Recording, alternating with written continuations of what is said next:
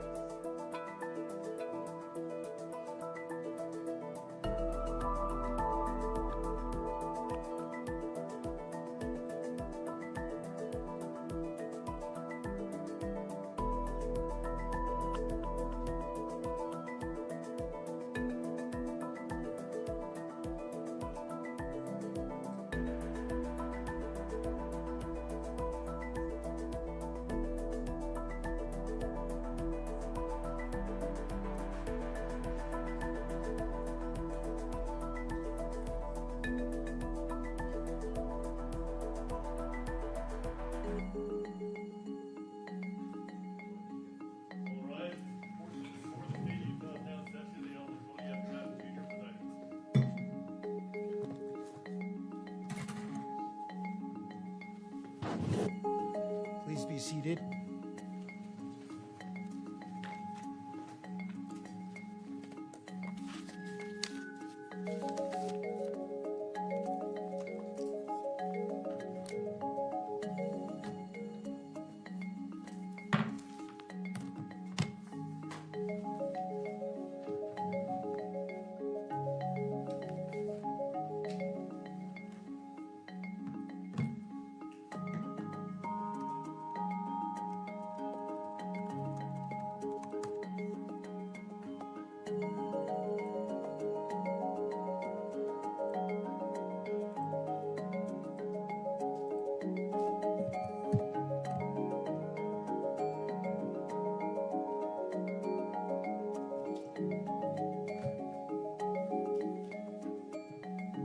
Good morning. Court is now in session. Calling case 251-403-576, State of Utah versus Tyler James Robinson. Counsel, can you enter your appearances, please? Chad Grunander, Ryan McBride, David Sturgeon of the state, Mr. Jeff Gray, the county attorney, and Chris Ballard are also present. Good morning. Good morning, Your Honor.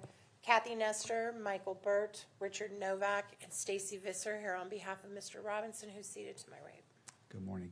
Mr. Robinson, good morning. For the record, the court also recognizes the presence of Ms. Erica Kirk. Ms. Kirk, good morning.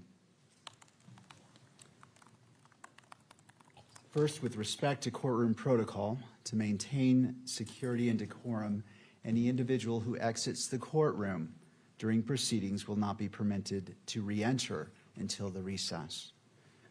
All counsel are expected to take reasonable measures to safeguard confidential communication. Such measures may include the use of screen protections on electronic devices and care to avoid the inadvertent capture of privileged or private discussions by recording equipment or by those present in the courtroom. In addition, the microphones at your tables have been turned off. Again, in an attempt to try to minimize the possibility of any of the communications being captured.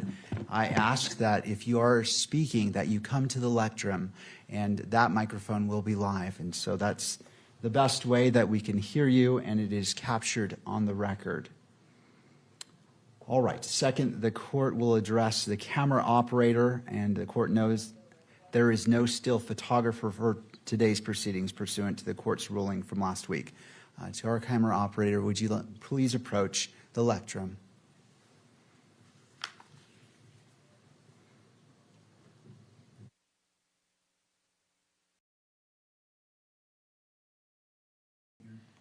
My microphone, there we go. Now it's back on. Could you state your name for the record? John Wilson, KSL News. Mr. Wilson, what duties will you perform today? Shooting the proceeding according to the decorum order. All right. And have you had a chance to fully review the court's standing decorum order? I have, sir. All right. And you understand all the requirements set forth in that order as it applies to your activities today? Yes, sir. Do you require additional time to review the order or to adjust the equipment to ensure compliance? No, sir. Do you anticipate any difficulty complying with today's with the order or with any of the court's instructions? No, sir. All right. Well, thank you, Mr. Wilson. I appreciate you being here.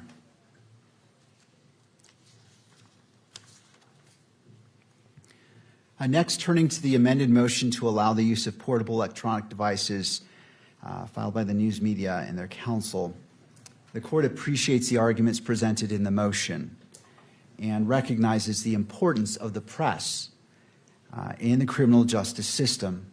Having considered the motions before the court, the request to permit representatives of the news media to use portable electronic devices during the preliminary hearing is respectfully denied. The request to permit counsel for the news media to use portable electronic devices during the preliminary hearing is granted. As officers of the court, counsel shall be held to the same standards applicable to the counsel for the parties and comply with the court's standing decorum order. I wish to turn to the matter before us today, the upcoming preliminary hearing, and the court is mindful of the safety and well-being of all parties, counsel, witnesses, court staff, and members of the public who are present. The court is also mindful of the duty to protect and uphold the constitutional rights of both Mr. Robinson and Ms. Kirk. To serve those important interests, the court reminds all persons who will be in attendance that the portable electronic devices will not be permitted in the courtroom or on the fourth floor. In addition, each person who is in attendance will be afforded the dignity and respect due to them, and pursuant to the standing decorum order, all spectators shall be quiet, civil, and orderly. Spectators shall not engage in any distracting, disruptive, provocative, disrespectful, uncivil, or threatening behavior of any kind. Spectators shall not make any audible comments of any kind, shall not shake or nod their heads, shall not otherwise make any gestures during the hearing. And the court recognizes that this hearing may invoke a motion from everyone, and the court understands the human nature of that, but also it's important that this courtroom is orderly. Spectators shall not wear or display any pins, buttons, signs, clothing, or photographs expressing support for or against any person related to this case, or the status of this case as a capital offense. Turning to counsel. Before we begin, I want to acknowledge that over these past 10 months, I've had a chance to observe each of you, and I find that you are all competent, prepared, and that you care deeply about this case.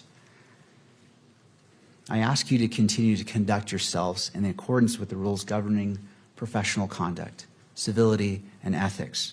I also ask that you remain mindful of the constitutional rights of all parties, and in every engagement that you treat each person you engage with the dignity and respect they are inherently due, as they are human beings.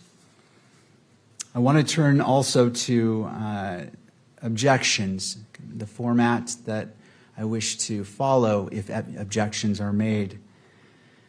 When an objection is made, all parties shall pause so that the objection may be heard. Speaking objections are not permitted. If any party believes that an extended argument is necessary, particularly on sensitive matters, that party may request to approach the bench, and all parties will approach the bench.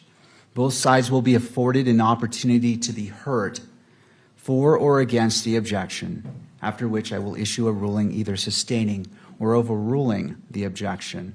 Once the ruling has been made, direct or cross-examination may resume. I anticipate that we will begin each morning at 9 a.m. with the exception of Wednesday, and we will begin at 1 p.m. We will take a 15-minute morning break and a 15-minute afternoon break. If there is a situation that necessitates a break, please approach the bench and we can address that. We will recess for lunch at noon for 1 hour each day, with the exception of Wednesday, and court will resume at 1 p.m. and continue until 5 p.m. each day. Does either party need the benefit of the record?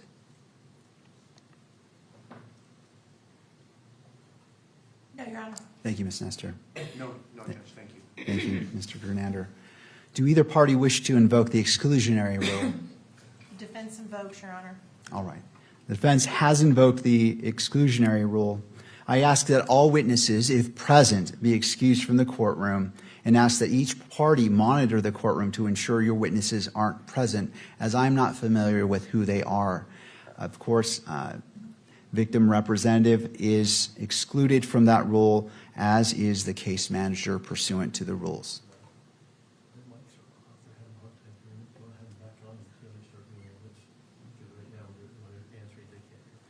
Okay, and I anticipate that from here on out that they're just going to come to the lectrum. So, okay, so just for the benefit of the record, to the questions, the yes or no questions. Well, the parties have entered their appearances, and they're all present, and neither party wanted the benefit of the record. Ms. Nestor invoked the exclusionary rule. And Mr. Grunander, if you'd like to approach the lectrum as the microphones at the tables are not activated. Thank you, Judge. We anticipated that the defense would invoke the exclusionary rule.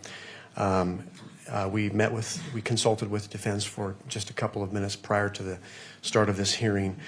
We essentially have two case agents, Your Honor, David Hull and Brian Davis, both from the state of Utah. The defense has consented that both of them can be present. So one is seated at my table, the front table. This is Brian Davis, Agent Davis, and Agent Hull is seated on the bench just on the other side of the bar. He will be present for this hearing as well. Both of these agents will be testifying as part of the hearing. Thank you. Ms. Nestor, your microphone's dead. If you want to come forward, and it sounds like you've stipulated, but just for the benefit of the record. We have stipulated, Your Honor, for purposes of this hearing only. Thank you. All right, so Agents Davis and Hull are permitted to remain in the courtroom during the duration of the preliminary hearing. Any other business that we need to address before we turn to the business of witnesses?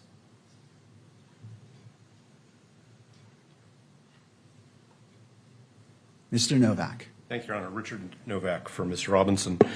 Your Honor, the court had issued an order, maybe it was early last week, asking the parties to meet and confer about the question of whether exhibits will be published. And we did, and we can either deal with this as a general matter or we can deal with it on an exhibit by exhibit basis. But I just wanted to make sure that we didn't lose track of that issue. The court had earlier entered an order granting in part the defense motion to exclude, I'm just going to say technology in the courtroom because it's a shorthand for video cameras and photography and microphones, because the parties had earlier stipulated that none of the exhibits would be available from the preliminary hearing, would be available for inspection or copying. I understand that publishing the exhibits in the courtroom may technically be different than that, but whenever the court is ready to deal with that issue, we just want to make sure that we do so Thank you, Mr. before it's too late. That's always the right time to do it. Okay, thank you. Turning to the state in defense, do we anticipate this being a long argument, or is it something that we can handle? There are some stipulations that we can address right now, and then the remainder we can address on an exhibit-by-exhibit basis. Mr. Grunander. Judge, I don't know that we have any stipulations, but with that said, it is correct, Mr. Novak's correct, we did meet and consult on this issue. I wanted to give the court just a brief roadmap, but part of that was exhibits 7, 8, and 9 that we propose introducing will be graphic in nature. And those were the exhibits I was referring to at the last hearing, where we would like to take a short break before they were published, if they are published, whether it be by way of video and or audio. Judge, I don't see any TVs or monitors here in the courtroom today with respect to publishing something that would go beyond counsel table and Your Honor's bench. So I don't know how much this is of an issue this is going to be anyway, at least with respect to pictures or video. Thank you. That's a great point. And the court's thought about this issue in regards to publication of exhibits. Obviously, the court will entertain all motions before any, but after considering it, here's the 2 points that I wish to address. In regards to the exhibits, there is benefit to publication of certain exhibits, but I also do not, and this is going to the camera operator, do not want them to be displayed on TV. I believe it is important that the parties know that the exhibits are being viewed by the judge in real time and in open court. However, what I will do is have the monitor placed against that wall to reduce the possibility of it being broadcast. And so on the exhibits that the court grants to be published in court, and not going to Mr. Novak's point, not to be given copies to, and the court is trying to be mindful that if it's shown on TV, that's essentially giving a copy to. And so the court is taking Mr. Novak's point in consideration. And so the anticipation is, and I know I'm catching staff a little bit off guard, is placing that television right behind Jeff, our bailiff, to minimize the accidental capture by the camera and in allowing it to be displayed. I recognize that that is not the ideal spot for viewing, but I'm also trying to balance the rights and important considerations that defense has made. And again, this will be on an exhibit by exhibit basis on what is published or what is not. But for the exhibits that the court rules can be published in open court, that is going to be the location of the monitor. And again, the court spent a bit of time weighing what should be done, where the monitor should be placed to accomplish the purposes of publication, at the same time protecting, especially as it may relate to sensitive material if the court deems that to be publishable in the courtroom. Any Understood. questions that I can address from either side or clarification needed or thoughts that you wish to share? No, I think I understand completely. All right. Thank you. All right. And Mr. Grunander, as it relates to that, are we anticipating the possibility of that coming up very soon in regards to publishing potentially exhibits? Not real soon, but today certainly I would anticipate, Judge. For the course information, we anticipate presenting 4 witnesses. They're all law enforcement witnesses. Officer Chris Bagley, he's now with Spanish Fork Police Department. He was with Utah Valley University Police Department. He'll be the first witness.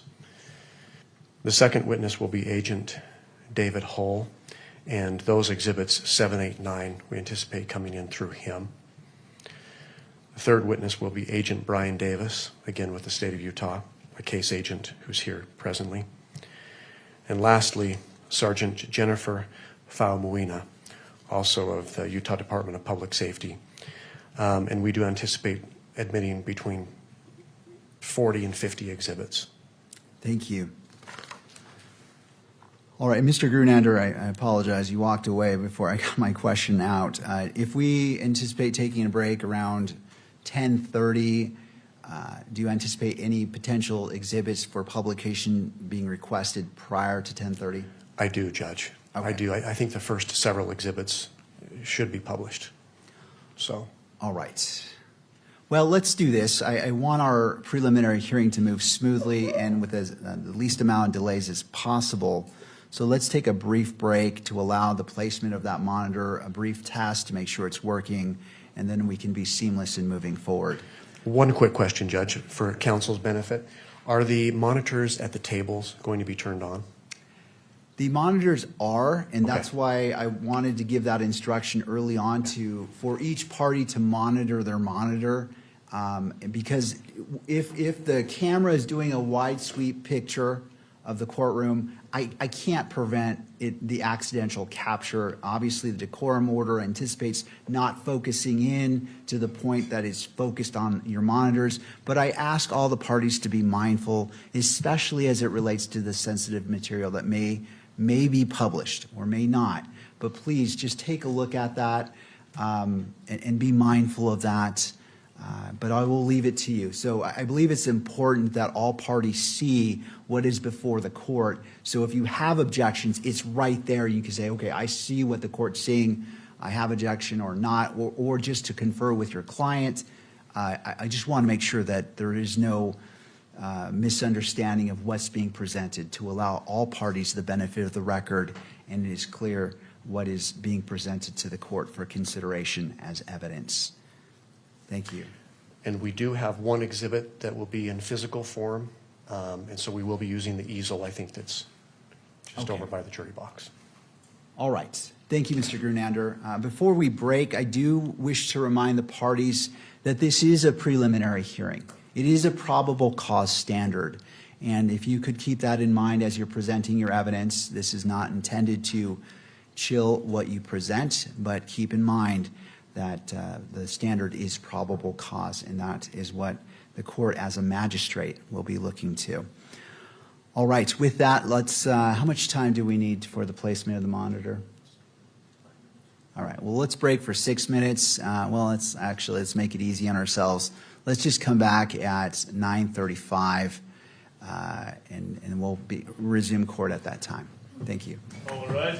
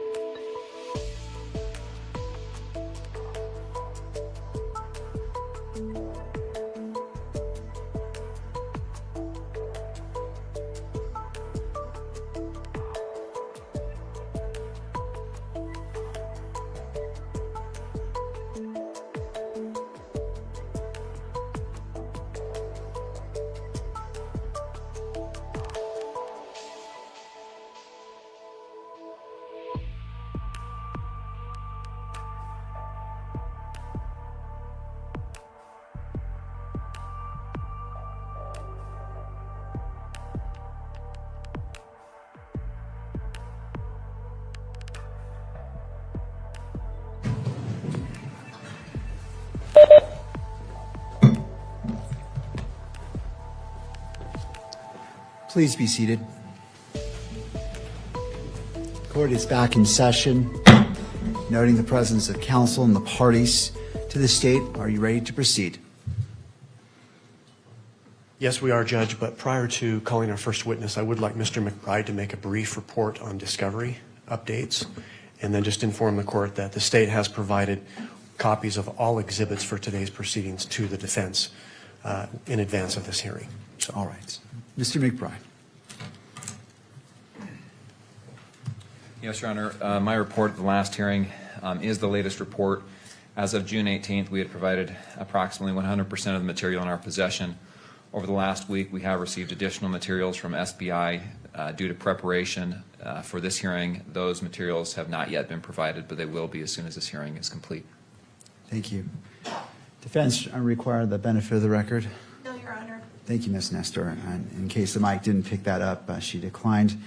All right, turning to the state, you may call your first witness. Your Honor, the state calls Officer Chris Bagley. Officer Bagley, if you'd like to come forward. It looks like he's being brought into the courtroom.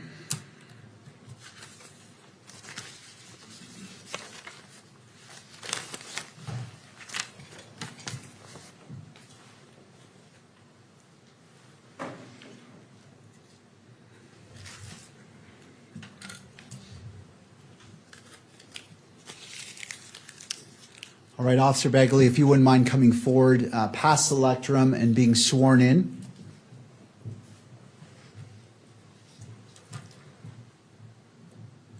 You do solemnly swear that the testimony you shall give in the case now pending before the court will be the truth, the whole truth, and nothing but the truth, so help you God.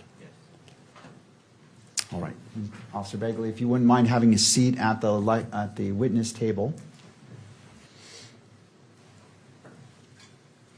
And after you're situated, to your left is a bottle of water. And if you wouldn't mind bringing the microphone toward you to ensure that it picks up your voice. Can you hear that? I can. Thank you. Mr. Grunander, your witness. Thank you, Your Honor. Good morning, sir. Good morning. Will you please state your name for the record and spell your last name? Christopher Bagley, last name spelling Bagley. And how are you employed? I'm employed with the Spanish Fork Police Department as a police officer. As a police officer. Yes. What is your position or your rank there? Just a senior officer. Senior officer, okay. How long have you been with the Spanish Fork Police Department? About 5 months. 5 months.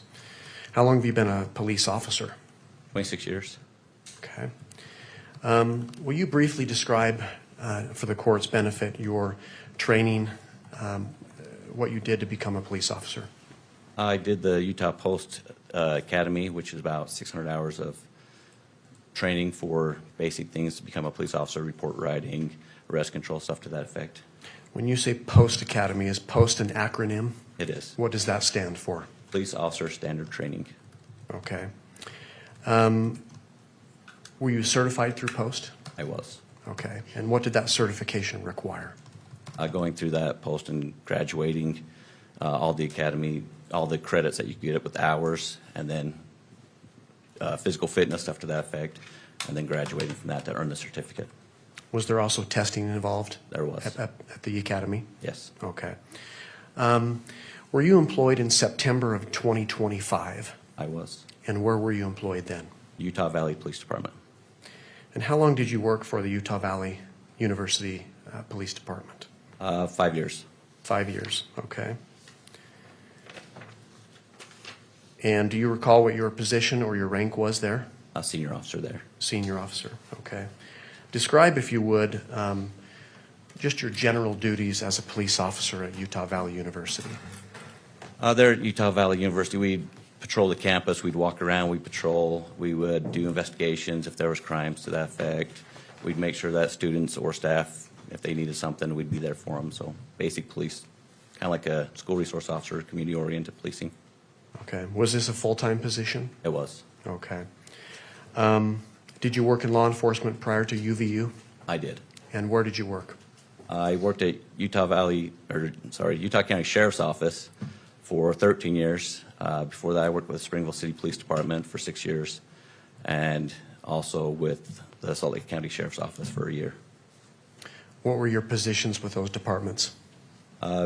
Varies. I did K-9, I did SWAT, I did motors, senior officer, FTO officer, detectives.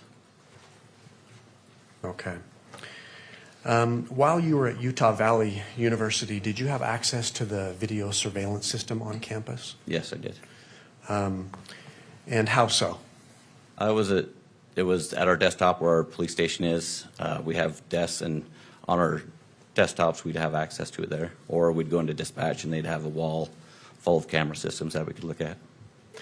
How familiar did you become with that system? Very familiar. Can you describe how you became very familiar? Like I said, it was one of our daily routines that we'd go in there. If we were looking for somebody or tracking something back, we'd go in. We'd go back to that time frame. We could trace somebody to track somebody through campus. I'd also turn around and make some maps, so it was easier for dispatch or somebody to click on an area in the campuses where the buildings were and be able to click a little bit easier and get a faster response. So made some maps and stuff like that. And how often did you use this system? Every day. Okay. Did you become familiar with the campus at Utah Valley University when you were working there? Yes. And explain how you became familiar with it. Like I said, we'd walk around. I would train other officers. We'd make sure that we knew all the ins and outs, the back doors. We'd make sure we knew where every classroom was, where every entrance and exit was. We'd secure the building. We patrol the neighborhoods. We patrol around campus. And then we also have off-site campuses that we drive to and make sure that they're secure also. Okay. You mentioned that you patrol the neighborhoods? Yes. Surrounding campus? Yes. What about the neighborhood to the north and east of campus? Yes. Okay. What was your purpose for patrolling those neighborhoods as an officer for UVU? One, it was right next to UVU, so we patrolled it. Sometimes people would run up in that area or be walking up that way. We'd have stolen bikes, stuff like that. So we'd go into the areas, look for stuff. Also, with Orem Police Department, we'd go back up them quite a bit for other calls, and a lot of it would be in the area. Okay, so back up just a little bit. So Utah Valley University is located in what city? Orem, Utah. Orem, Utah. Okay. How familiar did you become with the buildings on campus? Very familiar. And the walkways? Very familiar. You mentioned the entrances and exits to the buildings? Yes. What about parking structures? Yes. Same answer for that? Yes. Okay. Are you familiar with the courtyard or the outdoor amphitheater on campus? I am. And generally speaking, where is that located on campus? It's more of the central, it's an outdoor area centered by a bunch of buildings around it. So it's in the center of the campus pretty much. Okay. Can you describe what it looks like, this courtyard, this amphitheater? It's kind of like an amphitheater look. So you got some grass and a couple of steps that go up. You got some cement on top with some bushes and flowers. You've got places where people can sit and eat. They come out and study and relax on the grass. And there's a waterfall with a little pond that comes down into a stream. So. Okay. Are you familiar with the surroundings, the buildings around the amphitheater? Yes, I am. Okay. In relationship to this amphitheater, this courtyard, where is the Hall of Flags located? It would be directly west of the courtyard. Okay. Is it part of the courtyard or is it just off of the courtyard? It's kind of the courtyard. It like butts up right against the courtyard, so it would be the west side of the courtyard. Okay, so to the west of the courtyard. Yes. Is there a walkway across the Hall of Flags? There is. Okay, There's an inside one and an outside one. Okay, so what is the Hall of Flags then? The Hall of Flags is kind of like a bridge between two buildings that all the flags throughout the world are represented in there with some chairs where people sit down and relax with windows so you can see through all the way to the Utah Lake. Okay. What are those two buildings that are connected by this Hall of Flags? The Fugal Building over to like the Science Building area. Okay. So you mentioned the Fugal Building. Yes. Where is the Fugal Building located in relationship to this courtyard? It's to the south of the courtyard. Okay. Does it run up against the courtyard? It does. The building? Okay. What about the Woodbury Business Building? Where is that in relationship to the courtyard? That's kind of southeast, and it runs up right against the courtyard also. Okay. And in relationship to the Fugal Building, where's that Sorensen? Or excuse me, that business building, the Woodbury Business Woodbury Building. Business is right directly east of the Fugal. Okay. What about the Sorensen Center? Where is that located with respect to this courtyard? The Sorensen Center is going to be kind of like a northeast of the courtyard. Okay. Does it, again, run up against this courtyard? Yes, it does. Okay. And where is it in relationship to the business building? The Woodbury Business Building is just directly south of the Sorensen. Directly south. Okay. The Losi Center, are you familiar with that building? I am. And where is it located on campus? Directly east of the courtyard amphitheater area. Okay. Does it run up to the courtyard, the Losi Center? No, not really. Okay, It doesn't so- run right up against it. So the Sorensen Building is kind of like right between those two. Okay. In relationship to the Sorensen building, what direction is the Losi building? East. East. Okay. Are you familiar with the LDS Institute building on campus? Yes, I am. And where is that located? That is going to be located north of the Losi Building and just kind of like northeast of the courtyard. Okay. And is there a parking structure next to this Institute building? Yeah, there is. And where is that? That is going to be, so you mentioned the Institute Building. It's going to be north of the Losi Center. There is a parking structure that has several levels of parking. It's going to be directly west of the Institute Building. And then they also have a parking lot to the north of that across the road. Okay. With respect to the parking structure, Okay. can you describe for the court how one would enter this parking structure, driving and even walking? How do you enter and exit that structure? So on the north end of the parking structure is Campus Drive. You can drive in and exit on the level 1, so that's the ground level. That's where you'd enter if you're driving in or exiting back out on campus. Then it goes up to level 2, and on level 2, exit, it's what's called Heat Plant Road. In between the Institute Building and the garage is a little road, and there's an exit right there that you can drive out. You can also, if you were to park in there, you could walk out right there at that exit only where I was talking about on that southeast side. You can walk out there, or on the north end of that garage, there are some stairs that go up all the levels, and it goes down to the bottom level and across the street through a tunnel to the LDS Institute Building. And then when you pop up on level 2, you can walk over to the Institute Building. Okay. Can you describe how long of a walk it would take from that parking structure to get to the courtyard on campus, approximately? A couple of minutes, because when you go to that far southeast exit, you can walk directly almost to the courtyard. You can also walk along the south end of the LDS Institute Building up towards the Losi Building. Okay. Officer, I'm going to turn your attention to State's Exhibit Number 1. It should come up on your monitor there.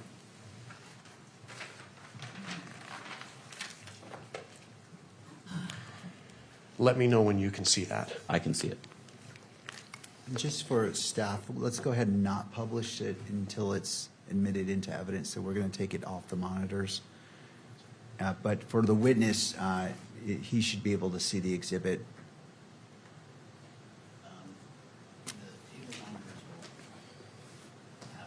That's fine. So table monitors, witness, but not the main monitor. Thank you. All right, Mr. Grunander, thank you. Thank you, Judge. Do you see that's Plaintiff's Exhibit Number 1, Officer? I do. And do you recognize that exhibit? Yes, I do. And what is that? This is an area of the buildings plus the courtyard in the middle of all the grassy area. So this is an area of the campus at Utah Valley University. Is it a photograph? Yes, sir. Okay. Are you familiar then with what's depicted in this photograph? Yes, I am. Does it fairly and accurately portray this area of campus? Yes, it does. Okay. Can you tell the court what direction the camera is facing when this photograph was taken? It's kind of facing north and a little to the east. Okay. Does it depict a number of the buildings that we've talked about today? Yes, it does. For example, the Hall of Flags, does it show the Hall of Flags? Yes, it does. The walkway of the Hall of Flags? What about the Sorensen Center? Does it show that? Yes, it does.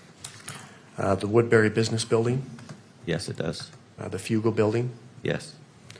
What about the Losi Center? Can you see that from this photograph? Yes. Is this photograph a fair and accurate depiction of this area of UVU campus on September 10th, 2025? Yes. Your Honor, the state offers State's Exhibit 1. Your Honor, we would object to failure to lay a foundation for, oh, I'm sorry. It is a little bit tricky because that microphone. Sorry about Ms. that. Nestor. Your Honor, we would object to inability to authenticate. There's not been a foundation laid that this officer took this photo, can verify when it was taken, or by whom it was taken, so we would object. Mr. Grunander.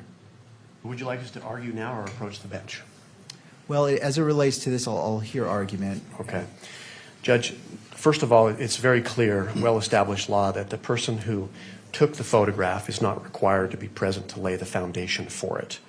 What's required for foundation is that the witness has knowledge of what's depicted in the photograph and can testify to its accuracy. And that's exactly what this officer has done. We laid an ample amount of foundation about this area of campus. He's confirmed that it depicts this area of campus that was previously described. He confirmed the buildings that he can see there. He also confirmed that it was an accurate depiction of this on September 10th, 2025. Thank you. Any further argument, Ms. Nesser? And Mr. Grunander, We did file a standing objection at the very beginning of the hearing. I would just refer to our standing objection as well. I know this is not there's no written testimony in this, but just out of an abundance of caution, I want to also refer to our standing objection. Thank you, Ms. Nestor. All right, having considered the arguments, I find I'm going to overrule the objection and admit Exhibit 1. This witness has firsthand knowledge of the location as well as the building locations. That foundation has been laid. He also stated it was a fair and accurate representation of what's being depicted here, and for those reasons, the defense objection is overruled. State's Exhibit 1 is admitted into evidence and may be published to the courtroom. Okay. So the state would move to publish that to the courtroom. It is so granted.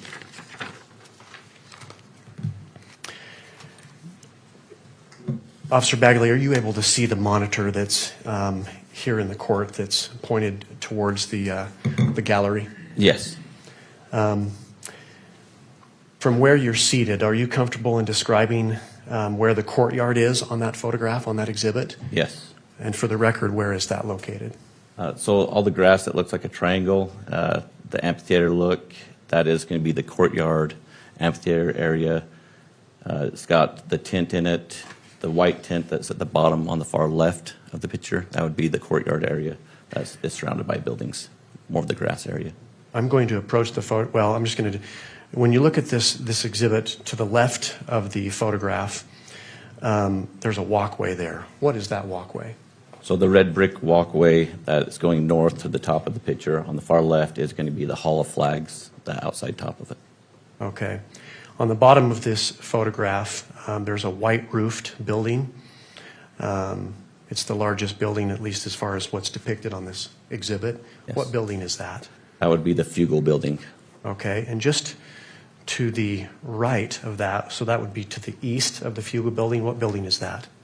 The other red brick pathway area, that is the Woodbury business building. Okay.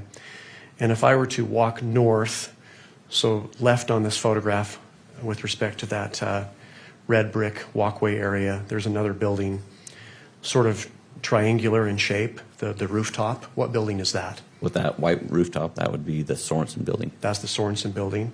And what about the Losi building? You've described that. Where is that located on this photograph? If you go to that triangle white roof, if you go directly to the right, so the right side of the picture, that is going to be the Losi building. It's got several levels. Is it to the right and up a little bit Yes. as well? Okay, and that would be east on this photograph. Is that correct? It's got the gravel rooftop. Gravel rooftop, okay. I referred you to the LDS Institute building. Are you able to see that in this photograph? Yes, you are. And where is that located? That's going to just be directly north of the Losi building. It's going to be that other white roofed building on the far top of the picture. Okay. Thank you, officer. We can take that down, Your Honor, as far as the publication. Officer Bagley, I'm going to take you back to the date of September 10th, 2025. Do you recall that day generally? I do.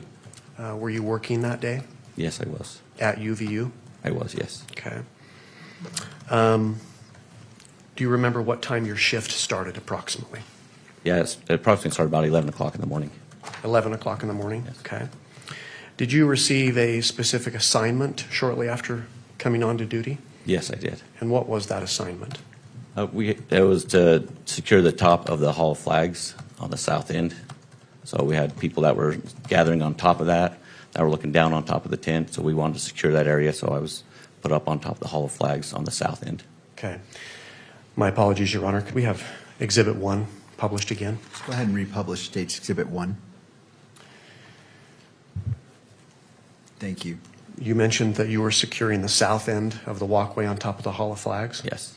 And so where do we find that in this exhibit, officer? So if you can see the tent, the white tent, there's that rooftop where the red brick is. I was on top of that, and there's some, actually looks like yellow crime scene tape. That was some of our barrier that we put up so people wouldn't go above that and walk. So I was sitting right by those flower plants that were by the Fugle on the south end. So is the south end on the bottom of this photograph? Yes. Where that walkway kind of begins from the bottom? Yes. And you've referred to a tent. Is that the white object we see inside the courtyard? Yeah, that square white object with the tent. Okay, thank you. So you were securing that area? Yes.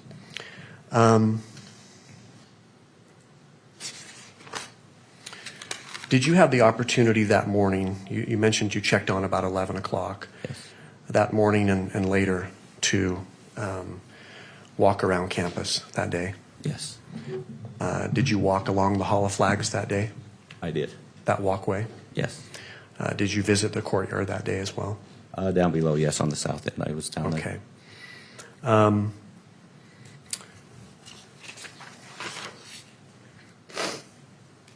Let's see. Officer, I'm going to turn your attention to State's Exhibit number 2. And that should come up on your monitor there. Let me know when you see that, if you would. Your Honor, if we could maybe not have it on the lectern screen, we're getting reports that the documents shown on the lectern screen are being live streamed.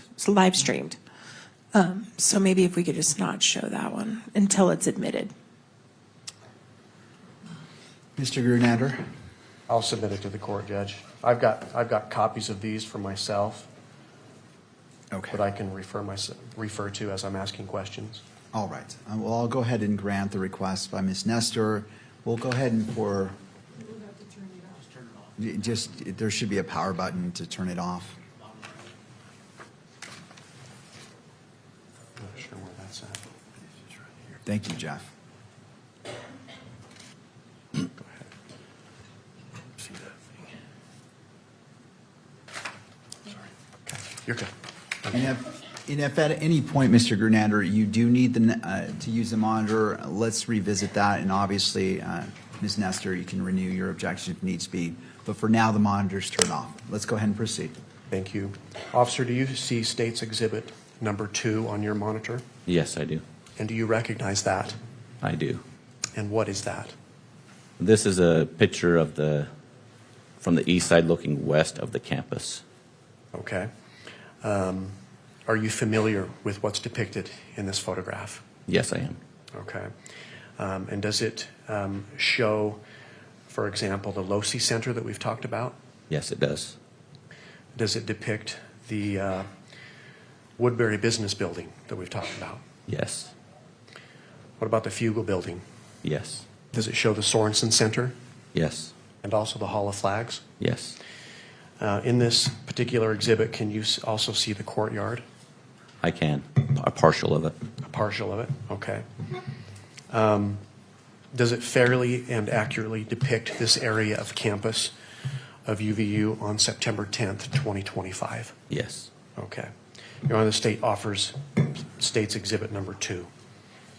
Your Honor, we renew our standing objection. We also argue that a foundation hasn't been laid in terms of the time this was taken or who took it, and at what point in time this was created in-house. So I don't think he has any personal knowledge of that, and we'd object. Mr. Grunander. Same arguments, Judge. He has testified that he's familiar with it. He has personal familiarity with it. He's testified that it's fair and accurate as of the day of September 10th, 2025. And that's what was asked of him. All right. I will go ahead and overrule the objection by defense, noting that the witness has laid, he has expressed that this is a fair and accurate representation of what it purports to be, and he's familiar with it. He was there on the day, on September 10th, and because that foundation has been laid, State's Exhibit 2 is admitted and may be published. Thank you, Judge. State moves to publish Exhibit 2. All right. Officer, I'm going to direct your attention to this exhibit on the monitor facing the gallery of the court today. Okay.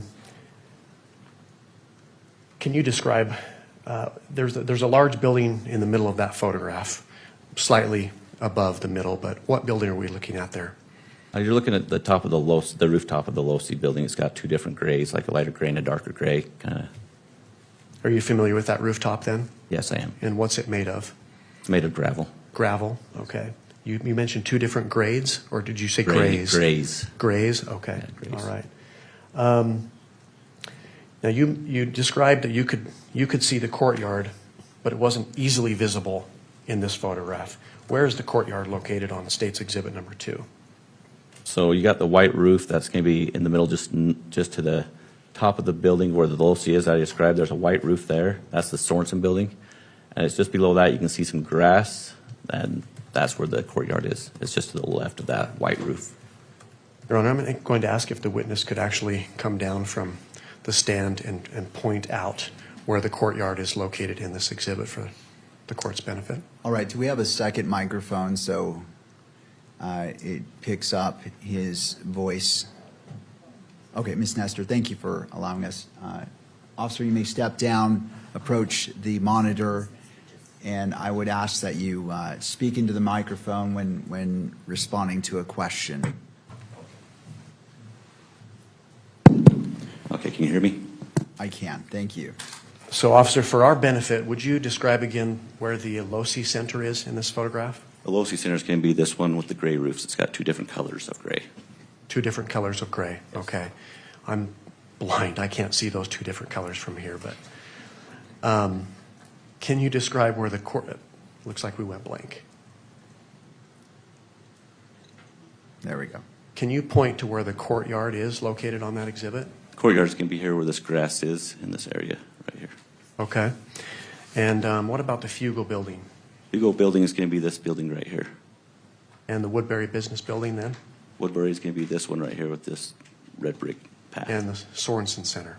Sorensen Center is going to be this white roofed one that's right here. Okay. Now on this exhibit, can you see the LDS Institute building and the parking structure that we've talked about? No, not really. You got the back side of the Institute building, which is right here, and the parking structure's over there. So Okay. you can't see it in this. Mr. Grunander, let me stop you just for the benefit of the record, because the record is picking up the audio. When you're pointing it to, and I know it may be a little bit laborious to do this, but as you're identifying, indicate the general location on it, the left side, right side, middle, upper, lower, just so the record knows to some degree where you're pointing. In that way, because the video isn't being captured, so if you would do that, it just creates a more complete record. Yes. Thank you. Understood. That's fair. Thank you, Judge. So again, let's point to the courtyard, and if you'll describe as best you can where that is located on the photograph. On this photograph, the courtyard is going to be this grass area that's going to be towards the top of the picture. The baseball field's behind it. It's closer to the surrounding buildings. There's some grass in there. That would be the courtyard area. Okay, we've talked about the Hall of Flags and the walkway above that hall. Where is that located on this photograph? The Hall of Flags is going to be right by the courtyard, just to the west of it. There's a red brick towards the top of the picture. There's a red brick pathway that goes from the Fugel building, which is on the left of the picture, towards the right of the picture, which is the science building area. Okay, and then the Sorensen Center, is that the building in the middle with the large white roof? Yeah, it's going to be kind of towards the upper part of the picture, middle of it. It's going to be a white roof. That will be the Sorensen Center. And just to the north and east of the courtyard? Yes, north and east. Okay, and then finally, if you would describe the Losi building, the location of that on this exhibit. The low-C building's going to be pretty much in the middle on the right side, so middle to the right. It's going to have two different colors of gray, a darker gray and a lighter gray. There's a red pathway, and that will be the low-C center. Okay. You mentioned, officer, that there were different stories on the low-C building. How many stories does the low-C building have? There's 4. 4 stories? Okay. You mentioned that you were familiar with the rooftop. Do you know how to gain access to the rooftop of the low-C building? Yes, there's actually an outside stairway right here that comes up. It's going to be just to the south of low-C building. There's a red pathway right directly in the middle of the picture. Off to the south of that, on the left side of the picture, is an outdoor stairway. Is that open to the public? It is. And how would someone access the roof from that stairway? If they came up, they would put them right here on this pathway that goes between the low-C center and down towards the computer science building. There's a red pathway. There's actually a little handrail, like a little guardrail, probably about a couple feet high, that somebody could jump over. Is that area restricted? Is it off limits? Yes, it is. There's kind of like a natural barrier with the guardrail, and from there on, there's no path. It's gravel roof, so it's not paved like everything else. But someone could hop over that railway? Yes. Okay. Thank you, officer. You can take your seat again. Thank you.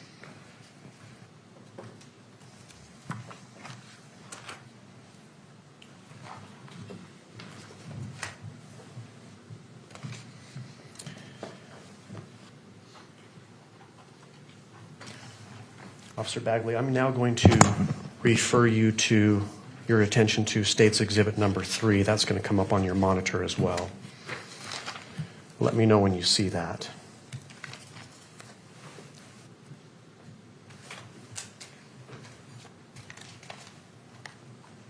Yes, I do see it. Okay. And do you recognize that? I do. And what is that? This is a drone picture of the campus, more of the courtyard, looking eastward. Okay. I've asked you about several buildings on campus. I'm going to ask you about those same buildings, whether they're depicted in this exhibit, okay? Do you see where the Hall of Flags is located? Yes, I do. It's down towards the bottom. It's a red brick pathway. It would be the Hall of Flags. Okay. What about the Fugal building? Fugal building is going to be to the right of the picture. It's going to be a white roof building off to the right, directly south of the courtyard. And the Woodbury business building? Where's that at? Woodbury is going to be another red path. That's going to be just to the east of the Fugal building. It's got a gray roof and some red path. The Sorensen Center? Sorensen Center is going to be on the left of the picture. It's going to have a white roof, different levels, and that would be the Sorensen Center. Okay. The Losi Center, where's that located in relationship to the Sorensen Center that you've described? Of the Sorensen Center, it's going to be just directly east of the Sorensen Center, towards the top of the picture. You can see the two different colors of gray of the gravel that's on the roof. Okay. And can you see the courtyard in this photograph? Yes, you can. Okay. Is this picture a fair and accurate depiction of this area of Utah Valley University's campus on September 10th, 2025? Yes. State offers Exhibit 3, Your Honor. Your Honor, we renew the standing objection. We also object again that this individual can't identify when the picture was made or how it was made or by whom. Mr. Gernander. Same response, Judge. And just for the record, I was also point the court to State v. Purcell, which is a Supreme Court case here in the state of Utah, 1985, which essentially stands for the proposition that if a competent witness with personal knowledge of the facts represented in a photograph can testify that that photograph accurately represents those facts, the exhibit's admissible. He's also spoke about the date being September 10th, 2025. The showing that's required here is essentially a prima facie showing. We're not required to show proof beyond a reasonable doubt, for example, that it was accurate that day or even a preponderance of the evidence. But we'll submit it on that, Judge. All right. I'm just taking a brief glance at the case you cited. I can give the citation if Your Honor would like. If you have that, I'd appreciate that. It's 711 Pacific 2nd, 243. And I'm looking at page number 245.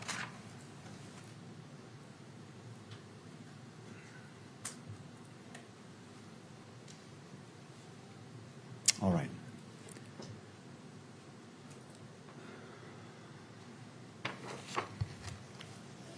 The court finds that the witness is familiar with the scene. He testified that it is a fair and accurate representation of what State's Exhibit 3 purports to be, and the court finds that necessary foundation has been laid and overrules the objection. State's Exhibit 3 may be admitted, is admitted, and may be published. State would move to publish State's Exhibit 3. All right.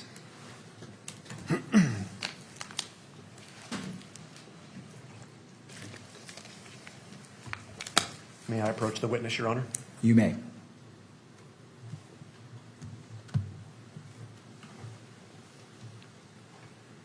Officer, if you would come down into the well of the court, I'm going to ask you a few questions about this Exhibit 3 as well. Okay. Can you point out where the Hall of Flags is located and describe that for the record? The Hall of Flags is going to be down here on the bottom of the picture. It's going to have a red brick pathway with some flowers along the top of it. You mentioned that you were securing an area of that. Yes. That hall, that walkway. Where were you stationed? I was down here by the end of the flower pots, which is down here on the south side towards the Fugal building on the far right of the picture. Okay. In relationship to where you were stationed, where is the Fugal building then? The Fugal building is just to the right of me, so it would be on the south end of me. Okay. And so it's on the right side of the photograph there? Far right side of the photograph, yes. What about the business building? The business building is just going to be in the middle of the picture on the far right. It's going to have some red brick pathways. It's going to be multi-level, and that would be the Woodbury building. Okay. The Sorensen Center, where is that located on the photograph? Sorensen Center is going to be middle to far left of the picture. It's going to have a white roof on top of it, multi-level.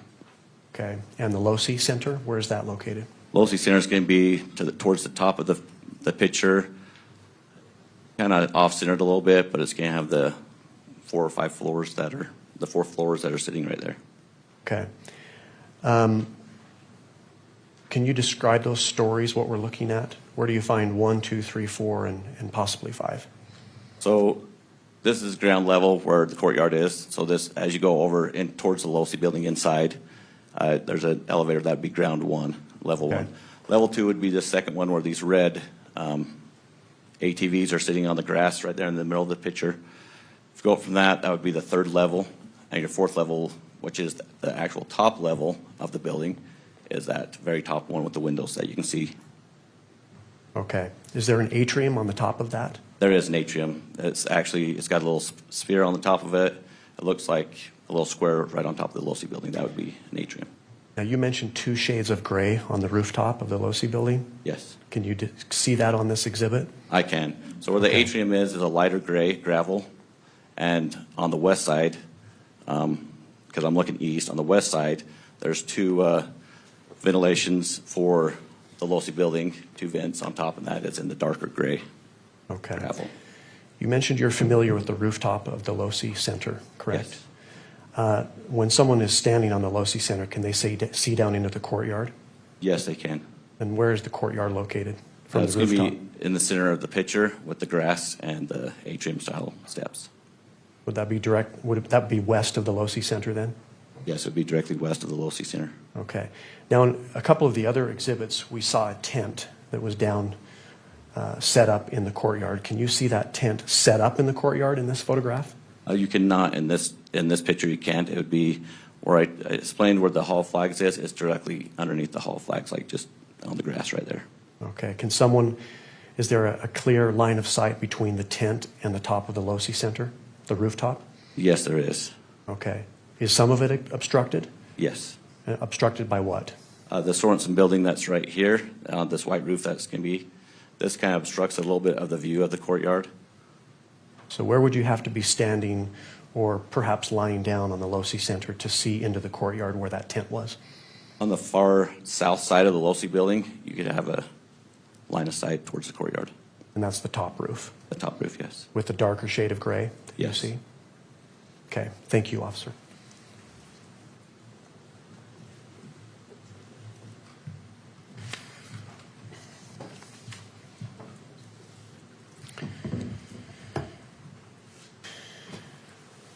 I am going to refer the witness now to State's Exhibit number 35. And Officer Bagley, when you see that, go ahead and let me know.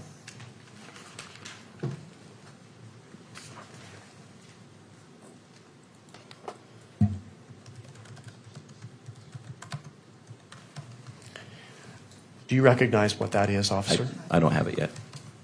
Oh, okay.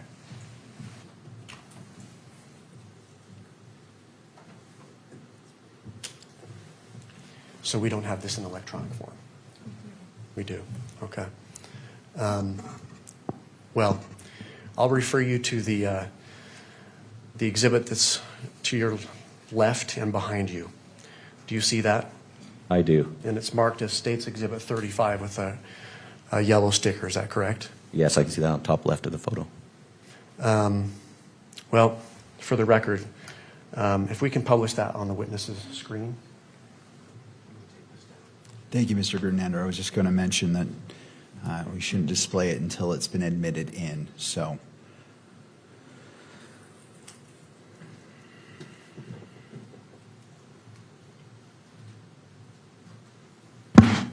do you see State's Exhibit 35 in your monitor? Yes, I do. Okay, do you recognize that? Yes, I do. And what is that? This is an aerial view of the campus and the northeast area, just north of the campus neighborhoods of Utah Valley University in Orem. Okay. And how can you personally tell that this is a photograph of the campus and the neighborhood to the northeast of campus? I can tell because I recognize all the buildings, the roads that are around it, the streets, the roundabouts, the neighborhood to the north or towards the top of the building or picture also. Now, I've asked you about several buildings and landmarks on campus. Are you able to see the courtyard on this exhibit? Yes, you are. And just for the record, can you describe where this is located on the exhibit? So right in the center towards the bottom, there's a white triangle roof. That's white. That would be the Sorensen building. It's the patch of grass that's just directly south of towards the bottom of that on the picture. So it's kind of centered, but more towards the bottom, right in the middle. On this exhibit, are you able to see the Fugal building? Yes, I am.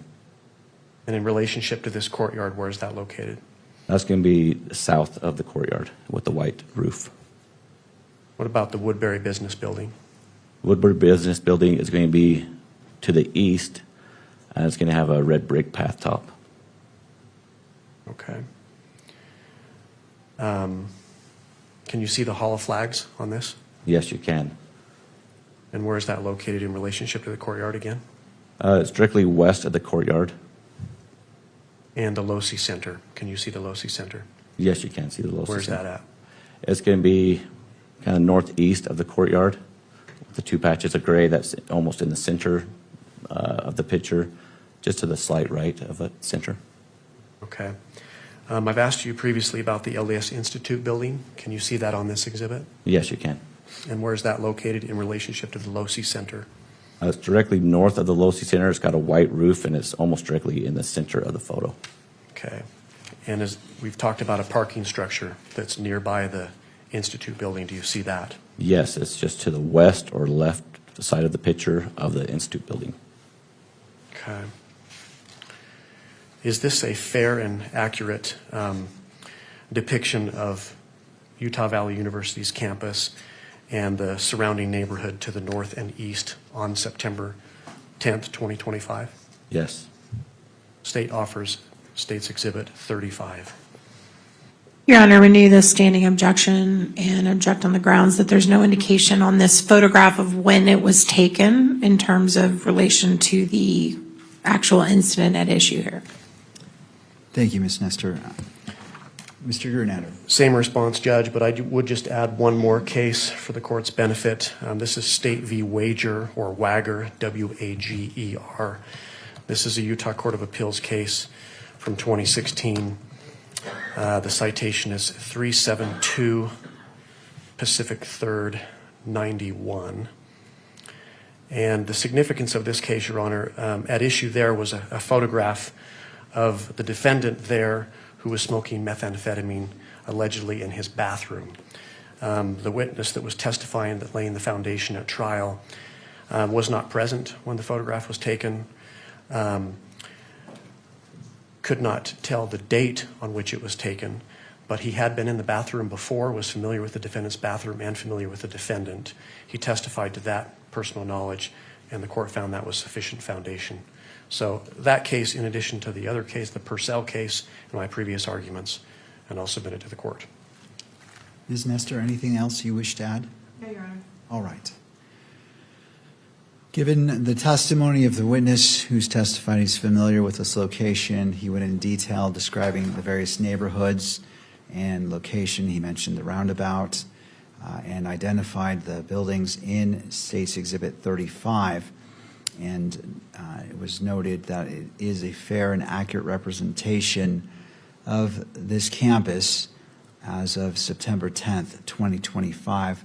The court is going to overrule the objection, and State's Exhibit 35 is admitted into evidence and may be published. Thank you, Judge. The state moves to publish it, and if granted, may I approach the exhibit? You may.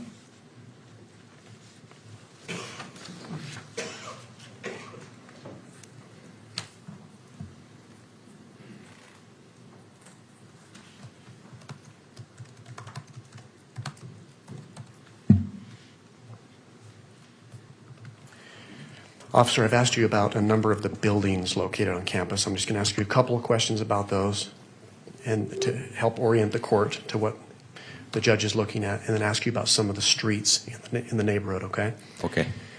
For the court's benefit, can you point out where the LDS Institute building is? Yes, I can. And I'm going to approach the witness again if you could describe where it's at on that Exhibit 35. Okay.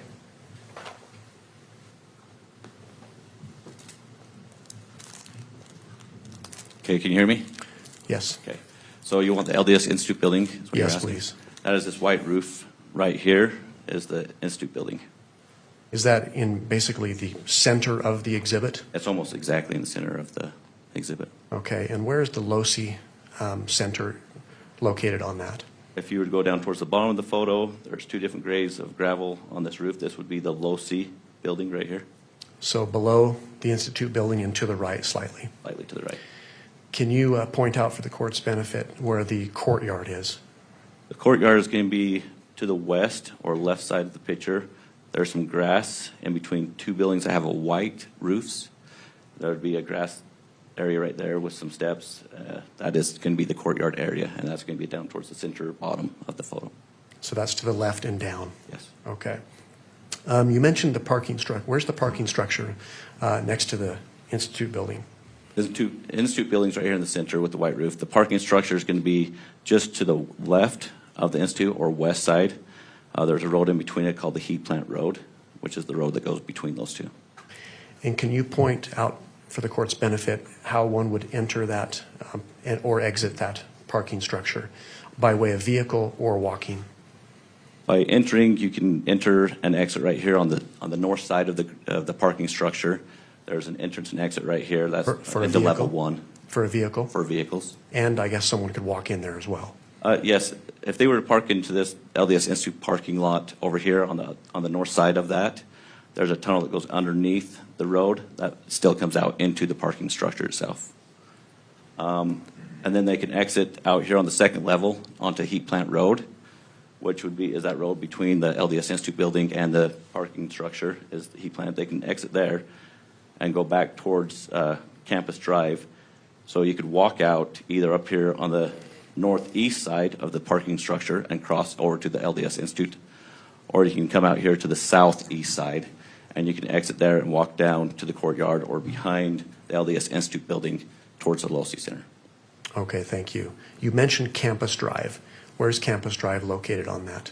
Campus Drive starts right up here towards the top left of the picture. It's almost like a T. And it's the curved road that comes all the way down in front of the Institute building and the parking structure. And it goes all the way around campus, comes back down to the bottom of the picture where the roundabout is, and that would be Campus Drive. Okay. Are you familiar with where 800 South is in Orem? Yes. Is that depicted on this exhibit? It is. Where's that at? It's at the top of this photo. It's going to be the long straight road. That's right here at the top of the photo. Okay. What about 850 South? Are you familiar with that street? I am. 850 South is going to be towards the right of the photo, top right of it. There's going to be a street that goes east to west. It looks like a horseshoe, kind of. It's going to be the road that goes east to west. In the middle of that horseshoe would be 850. Okay, so 850 is parallel to 800 South. Yes. And just below on this photograph. Yes. Okay. Are you familiar with 600 West? I am. And where's that street in relationship to 850 South? That would be on the far right side of the horseshoe, so towards the right side of the picture, and it's going to be the right side of that horseshoe. And that runs north and south? North and south. Okay. What about 720 West? Are you familiar with that street? Yes, I am. And where's that at? That's going to be to the left side of the horseshoe. That runs north and south, and it comes down towards the bottom. Okay. And finally, 925 South. 925 Is that south depicted? is going to be on the bottom of the horseshoe that connects those other two wests. Okay. So just in summary, will you describe the horseshoe and what streets make up that horseshoe? So the horseshoe comes up off of 800 South, and directly south of that, you'll have 850 South, which is going to be running east to west. On the left side is 725 West of the horseshoe, and it comes down into 925 South, which wraps back around to 600 West on the far right side of the horseshoe, on the right side of the picture. Okay. Thank you, officer. You can be seated.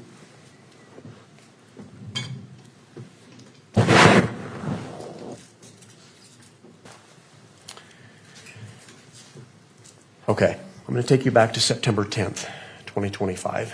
You mentioned you were on campus. You had a particular assignment. Yes. Mr. Granander, I'm sorry. We're just going to pull down the exhibits. Okay. Thank you. You may continue. Would you like me to take this exhibit down, Judge? Are you referring to it in your line of questioning right now? Not right now, I'm not. Okay, let's go ahead and take it down.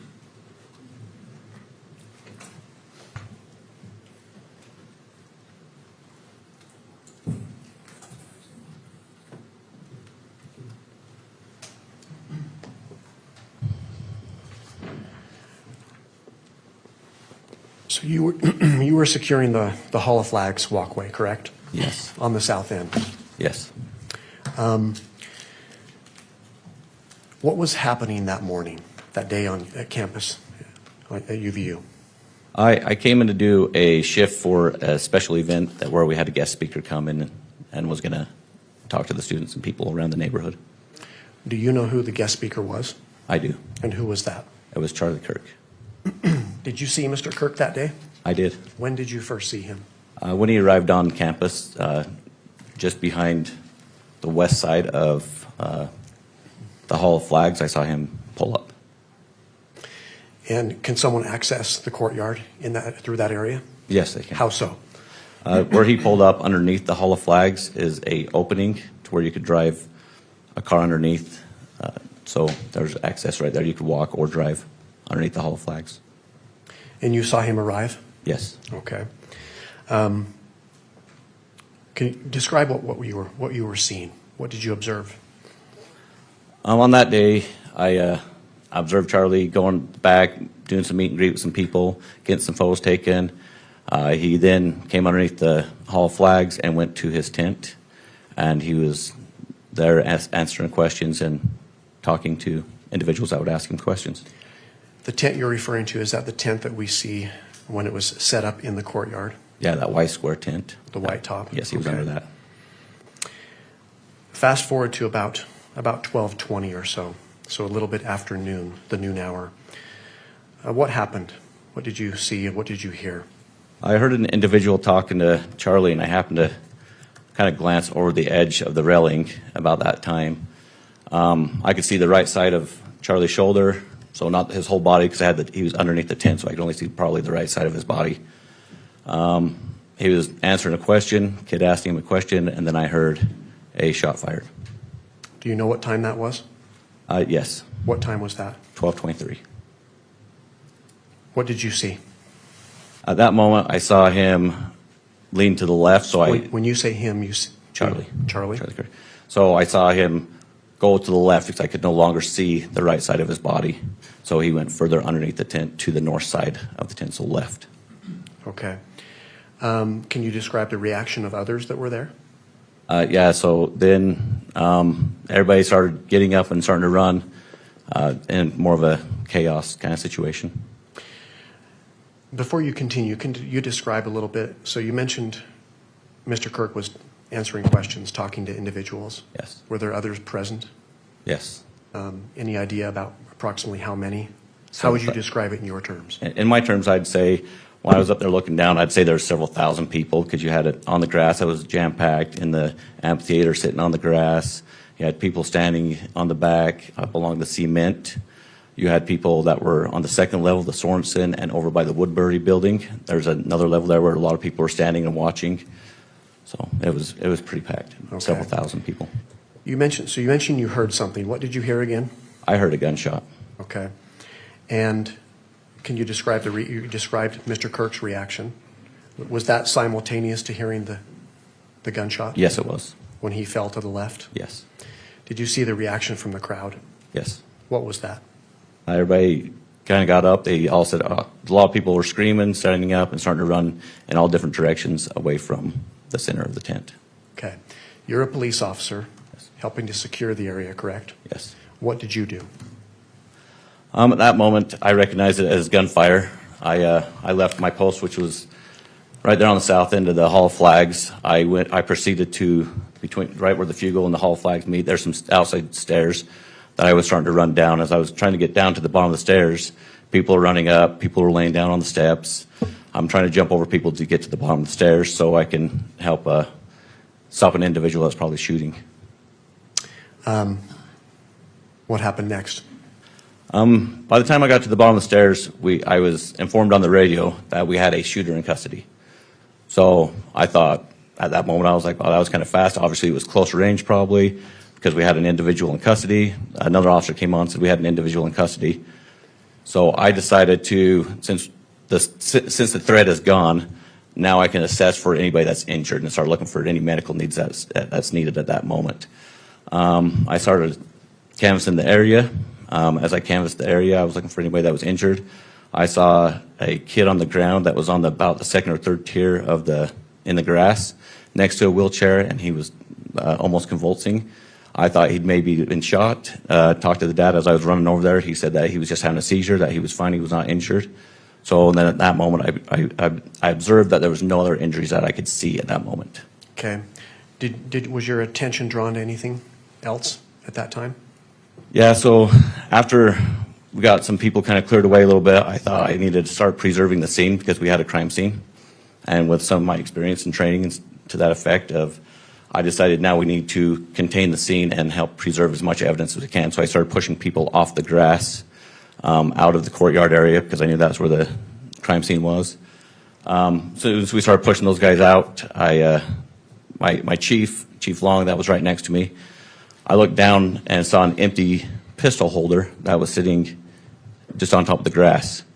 And at that moment, things had died down just a split second. I realized that the shot I heard was more of a rifle shot and not a pistol shot.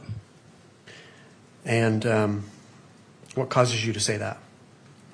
Just from being around firearms through all my trainings, the difference is, a handgun is more of a short bang pop sound. With a rifle, you have more of a longer, violent bang or crackle sound. It's more of a violent kind of sound. It's longer, so that's why I recognized it. Okay. Is a rifle sound louder typically? Yes. Okay. Going back to when you heard this gunshot, could you tell where it came from? As far as direction? Yes, I knew it came from the east of me. From the east of you. Yes. Okay. So you see this realization comes to your mind. What did you do next? At that moment when I saw the holster, the empty holster, I turned to my chief and I said, that was a rifle shot. And he said, I agree. And I looked up at that moment, right in the line of sight, I could see the Losi building had a direct line of sight. So I proceeded to go look at that and see what was going on up there. Okay. Can you just briefly describe your route to the Losi Center? So from the courtyard, you can go into the Sorensen Center, and like I said earlier, there was on level 1, there's some elevators or there's stairs. I ran up 4 flights of stairs, got to the 4th level of the LOSI building, and proceeded to the south of the LOSI building. There's some stairs, which is at breezeway between the computer science building and the LOSI building. There's some stairs that go up to the top of that. And then so I went to the top of that. Is that the stairway that you previously described? Yes, on the outside of the LOSI building. Okay. And it's a public stairway? Yeah. Okay. Did you make it to the rooftop? I did. Do you know about what time you got there? I got it there at 12:44. Okay. What did you do when you got on top? When I got on top, I hopped over the guardrail. I noticed that there was an object which was sitting right about 10 or 15 feet in from the other side of the guardrail in the gravel. That looked out of place to me. And in relationship to where you hopped over the guardrail, what direction was that object? To the west of the guardrail. Okay. And did you recognize the object? I did. And what was it? It was a red and black screwdriver. Okay. Did you touch that object? I did not. Okay.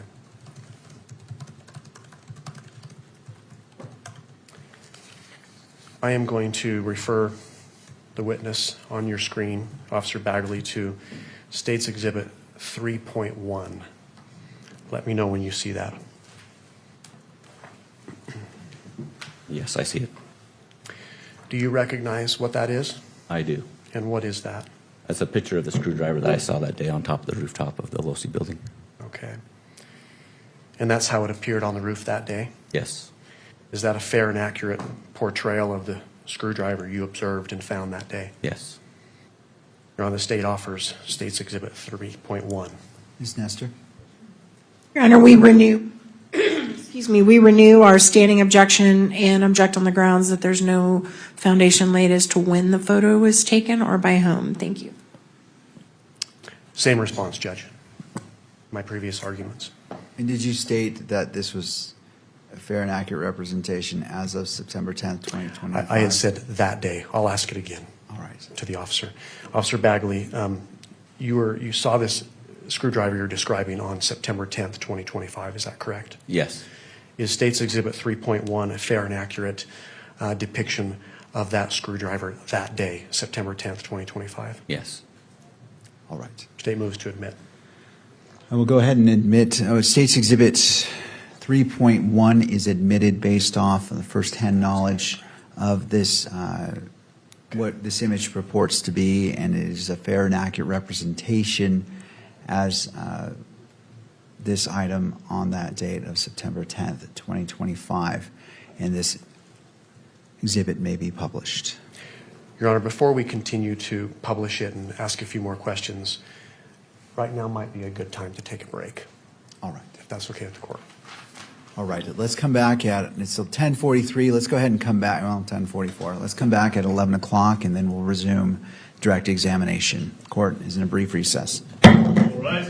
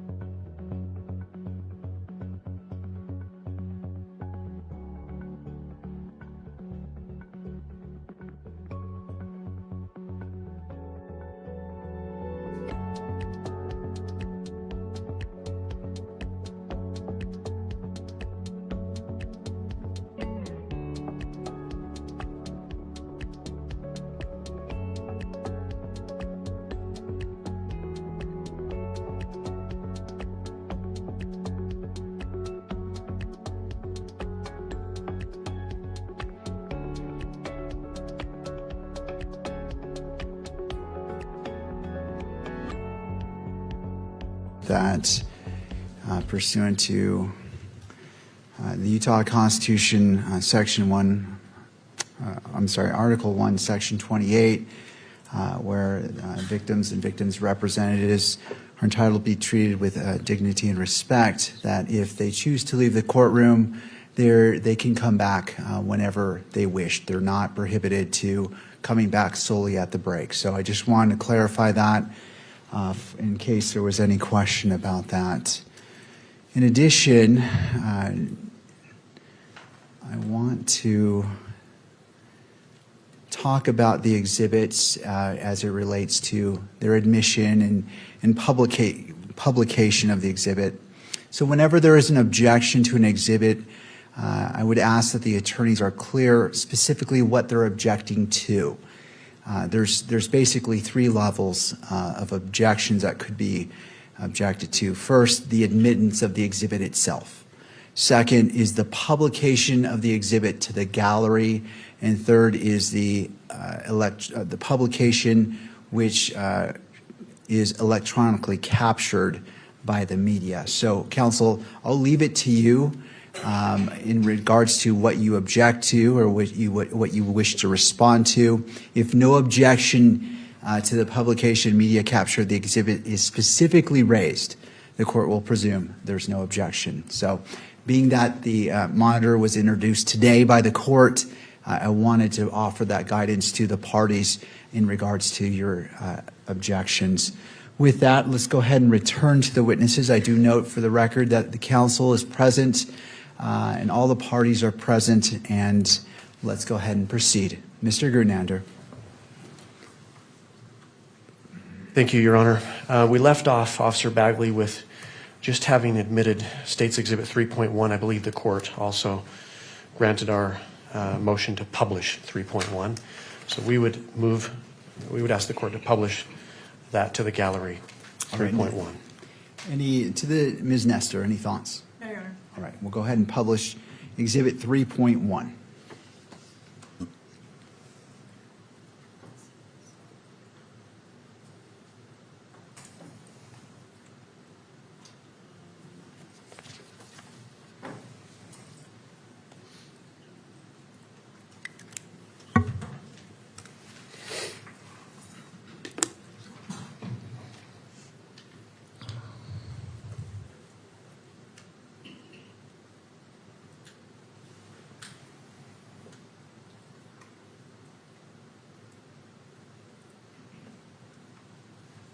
Looks like it's just taking a second to come up on the screen.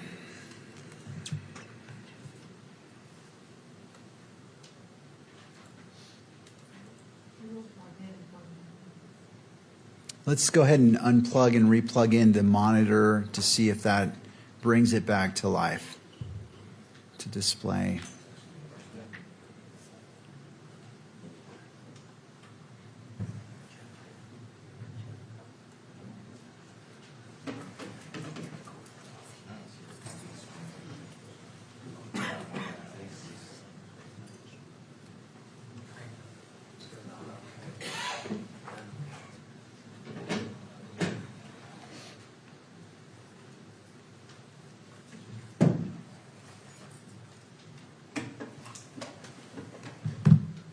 All right, looks like it's noticing a flicker on my screen here. Mine's up. All right.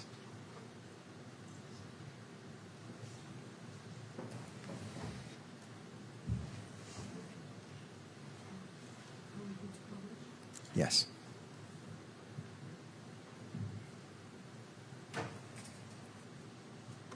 All right, Mr. Grunander. Thank you, Judge. Officer Bagley, so you testified that this is the screwdriver as you saw it on September 10th, 2025, correct? Yes. I'm going to, and this was on top of which roof? The Low C building. And in relationship to the entrance, the stairway, and when you hopped over the rail to get there, where was it located? About 10 or 15 feet in. Okay. If I could, Your Honor, bring up State's Exhibit number 2 that was previously admitted. All right. I would like to have Officer Bagley come down from the witness stand and point on that exhibit approximately where this screwdriver was located and describe it for the record. All right, you may step down. And if you have a microphone for him as well. I think there was one up there. Oh, here we go.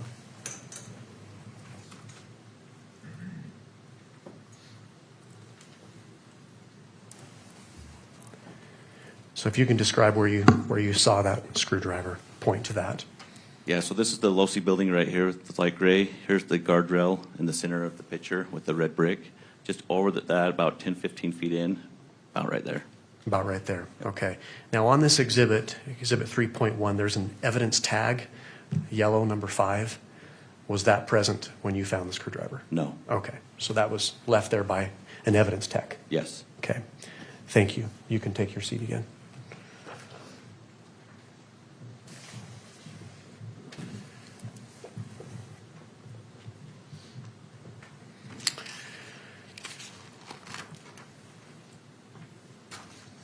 Officer, I'm going to direct your attention to your monitor again and have you look at State's Exhibit 3.2. And if you'll let me know when you see that. Okay, I see it. Okay. And can you tell us what that is? Yes, that's a picture of the top of the Losi building looking west. Okay. And how do you know that that is, in fact, the top of Losi Center, looking west? I can see the landmarks of several buildings, that the Fugel buildings on the top left of it. You've got on the right is a white roof, which is the Sorensen building on the right side of the picture. This is also the gravel area on top of the Losi building. Okay. Can you see the courtyard from this exhibit? Yes, a little bit. What about the tent that was set up that Mr. Kirk was underneath? Yes. Okay. What about the Hall of Flags? Yes.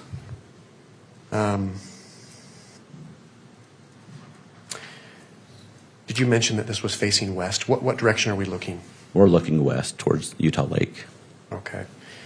Officer, is this a fair and accurate depiction of what you observed on September 10th, 2025 on top of the Losi building? Yes. State offers State's Exhibit 3.2, Judge. Ms. Nestor? Your Honor, I think that we renew our standing objection. There is an evidence tag here, which begs the question that it's not a fair and accurate representation of how he saw it. And we also don't have any indication about when this picture was taken or by whom. So we object to its admission. I see. Thank you. Mr. Grunander. Officer, one more question, Judge. Officer Bagley, apart from the evidence tag, do you see an evidence tag on that photograph? Yes, I do. Was that present when you were on top of the Losi Center and observed this? That was not. Okay. Otherwise, is it fair and accurate? Yes. State moves to admit. Anything further? No, Your Honor. All right, thank you.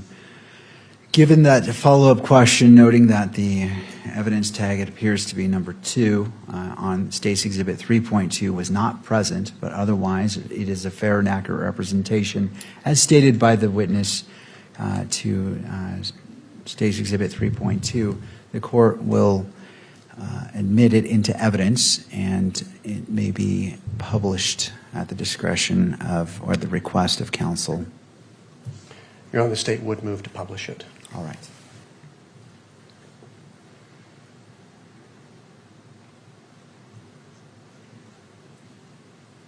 Officer Bagley, will you describe what it is that we're looking at here? Yes. On the top of the photo, you got the mountain range on the back. That's going to be looking west. You also have Utah Lake, which is towards the top of it. As you come down towards the center, on the top, you've got a pond, which is the ponds over at Utah Valley University. If you come down from that, from where the water meets that red brick part, more towards the center, is the Hall of Flags. And just below that, where you can see the grass and the white tent, is where Charlie Kirk was sitting looking west. And we're on top of the Losi building. And is this depicting a particular corner of the Losi rooftop? Yes, it is. And this is the top rooftop? Yes. Is it the same level where we observed the atrium that's to the north? The atrium's up just a little bit higher. So this is level, at the top level of 4. Level 4, okay. And what area of the rooftop are we looking at here? You're looking as far as the gravel? Southwest side of the Losi building. Southwest side, okay. Is there a line of sight down into the courtyard? Yes, there is. In that area? Okay.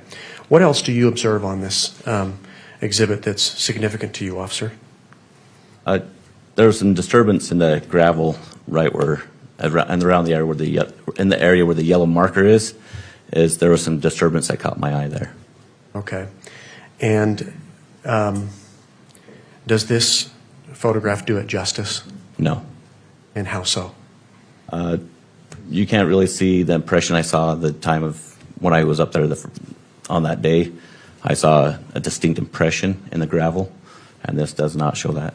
Okay, so you could see more with the naked eye? Yes. Okay. I'm going to refer the witness to State's Exhibit 4 on your monitor there.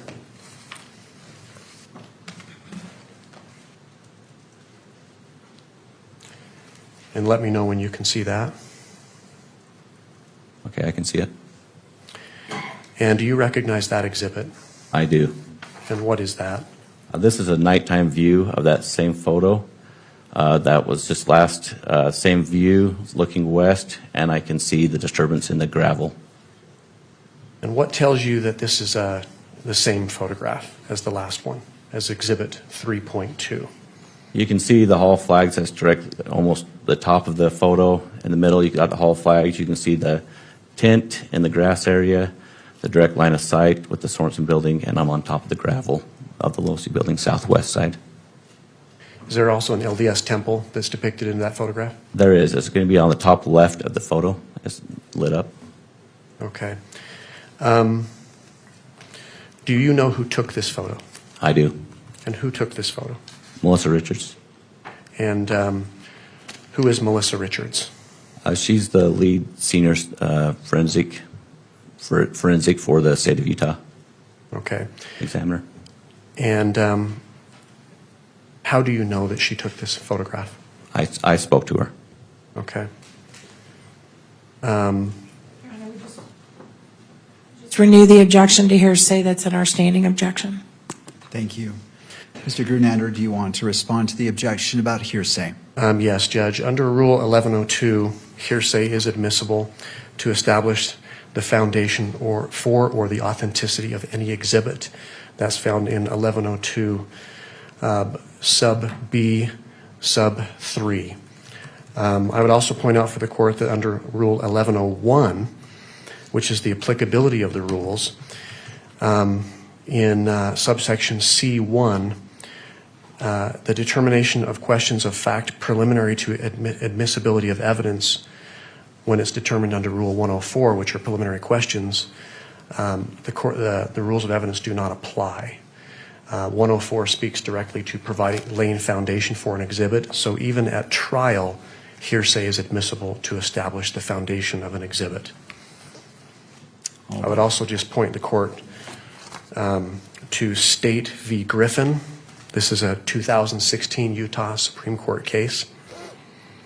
The citation is 384 Pacific 3rd 186, which stands for hearsay evidence is admissible to establish the foundation of an exhibit, even at trial. And we're at a preliminary hearing today, Judge. All right. Anything further, Ms. Nestor, before I issue a ruling? No, Your Honor. All right.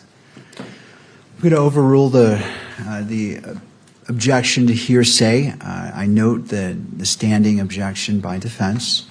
I also note Rule 1102, and I also look to Article 1, Section 12 of the Utah Constitution, which states nothing in this Constitution shall preclude the use of reliable hearsay evidence as defined by statute or rule in whole or in part at any preliminary examination to determine probable cause or at any pretrial proceeding with respect to release of defendant if appropriate discovery is allowed as defined by statute or rule. For those reasons, I'm going to overrule the objection, and as it relates to reliable hearsay, in this instance, you may proceed. Officer Bagley, did you ask Ms. Richards if this was a fair and accurate depiction of this scene on the Losi building on the night of September 10th, 2025? Yes. And what did she tell you? She said it was. Okay. Your Honor, the state offers State's Exhibit 4. Ms. Nestor? Just object to relying on what Ms. Richards told him in terms of creating the foundation and refer back to our standing objection. The state will submit it. All right. Well, as I look at State's Exhibit 4, and again, I'm just looking at it before me, it said it was a fair and accurate representation. There's a notation, I mean, in the previous exhibits, there's a marker, exhibit marker, and I see 2, but it also appears to be other artifacts on this image that I haven't heard any testimony about, and so. I will follow up, Judge. All right. Officer Bagley, do you see an evidence tag in that exhibit? Yes, I do, in number 2. A number 2, and that's yellow and black? Yes. Do you see other evidence markers that are red in color? Yes, they are, to me, they're orange, but they're triangular shaped. Okay.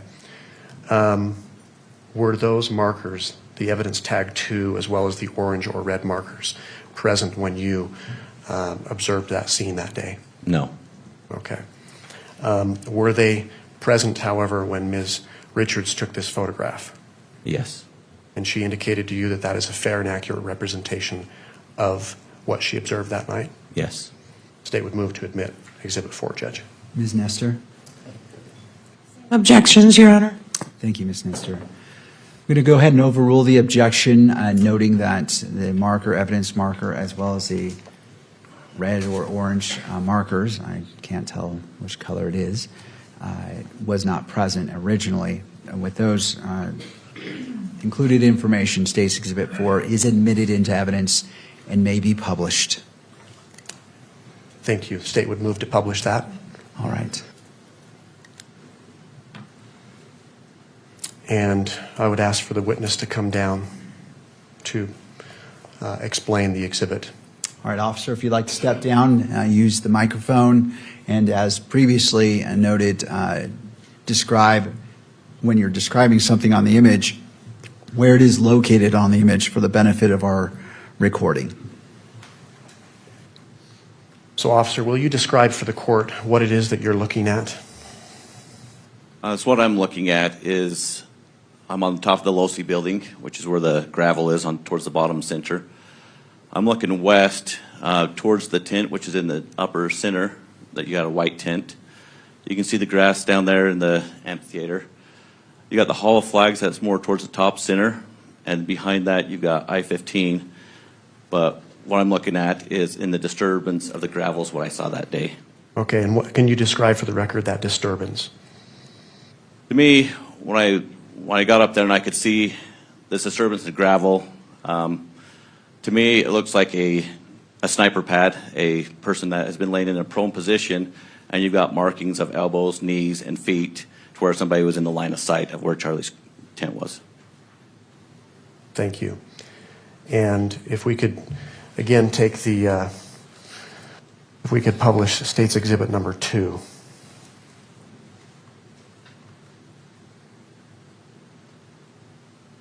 You recognize that, right, officer? Yes, I do. Where on the Losi rooftop did you observe this disturbance in the gravel?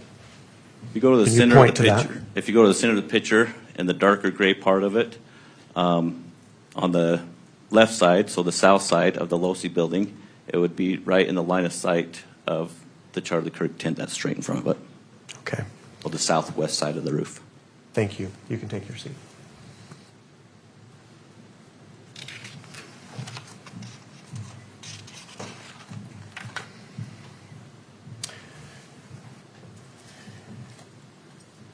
And finally, I would direct the witness's attention to State's Exhibit number 5 on the monitor.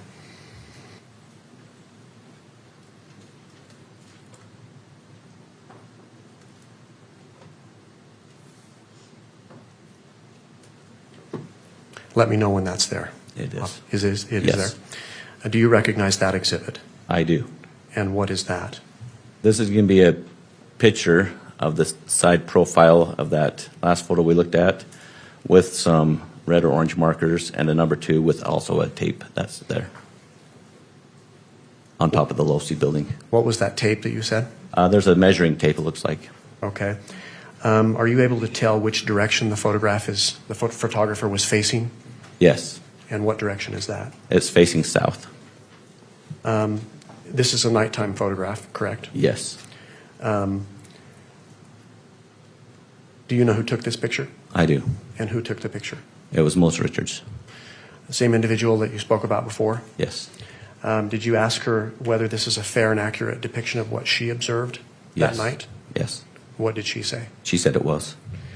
With respect to what you observed that day, apart from the evidence tag, the yellow tag, as well as the orange or red markers, is this a fair and accurate depiction of what you observed? Yes. What's different about what you observed as far as what's on the photograph, the previous exhibit, compared to this? You can see more of the length of an individual. So you can see that more, there's 2 elbows, 2 knee areas, plus also towards the far right of the photo is also a marker where like somebody laid a gun down. Okay. It's like a prone position. Your Honor, pursuant to Rule 1102, as well as other authority that's been cited today, the state offers State's Exhibit 5 into evidence. Your Honor, we renew all the same objections we made to Exhibit 4. Thank you. Given the foundation that has been laid and that the witness has testified that this is a fair and accurate representation of the scene, noting the tape as well as the markers in that, State's Exhibit 5 is admitted into evidence and may be published. State moves to publish Exhibit 5, Judge. All right.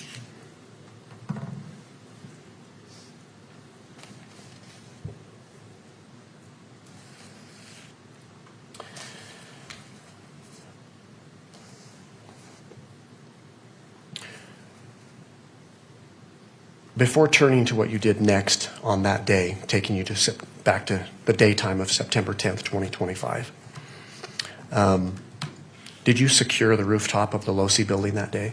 Yes, I did. And how did you do that? I put yellow police crime scene tape around the portion where so nobody else would disturb that area. And when you say that area, what areas are you talking about? I'm talking about the roof where it was the southwest side of the roof where I found the disturbed gravel, where it looked like somebody had been proned out in the line of sight of the tent. So right there. Did you secure the area as far as any of the entrance area up onto the rooftop with police tape? Yes, so then where that natural guardrail is, that was the other barrier where they were advised not to go any further from there other than police officers. Okay. If we could go back to State's Exhibit number 2.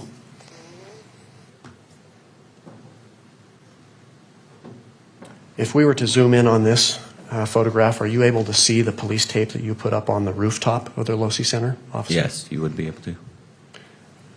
Kimberly, if we can zoom in.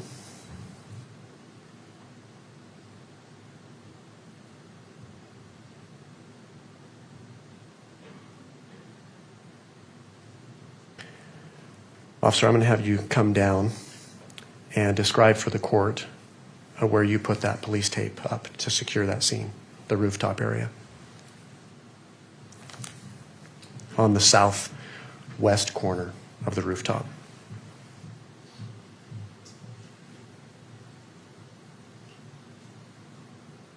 So this is the top of the Losi building. You got your 2 different grays. The southwest is towards the top, center of the picture. You can see some yellow tape that spans from over here on the far right side of the picture by these black pipes, goes around a silver vent, comes back down around to the corner of that silver to keep everybody out of that area where that prone position was at. Okay. On that photograph, are you able to see where you put the tape up as far as the access way to that roof near the stairway? So it was right here, actually, this natural barrier where you have to climb over the guardrail. So this is the other barrier that I had set up. And you put police tape on that? Yeah. Okay. Did you eventually leave that area? I did. Do you recall about what time you left that area? Oh, I have it in my notes. It would be, when I left that area, it was almost 1 o'clock, about 1:03, 1:01. Okay. Before leaving, did you leave the scene with anyone? I did not leave the scene. Or did I leave the scene to somebody? Yes, Just I did. to someone else? Yes. And who was that? It was a county deputy, a female. Did you provide instructions to her? I did. And what were those instructions? I advised her not to let anybody inside the crime scene. Okay. Without being a police officer or an investigator. Okay. Thank you. You can take your seat again.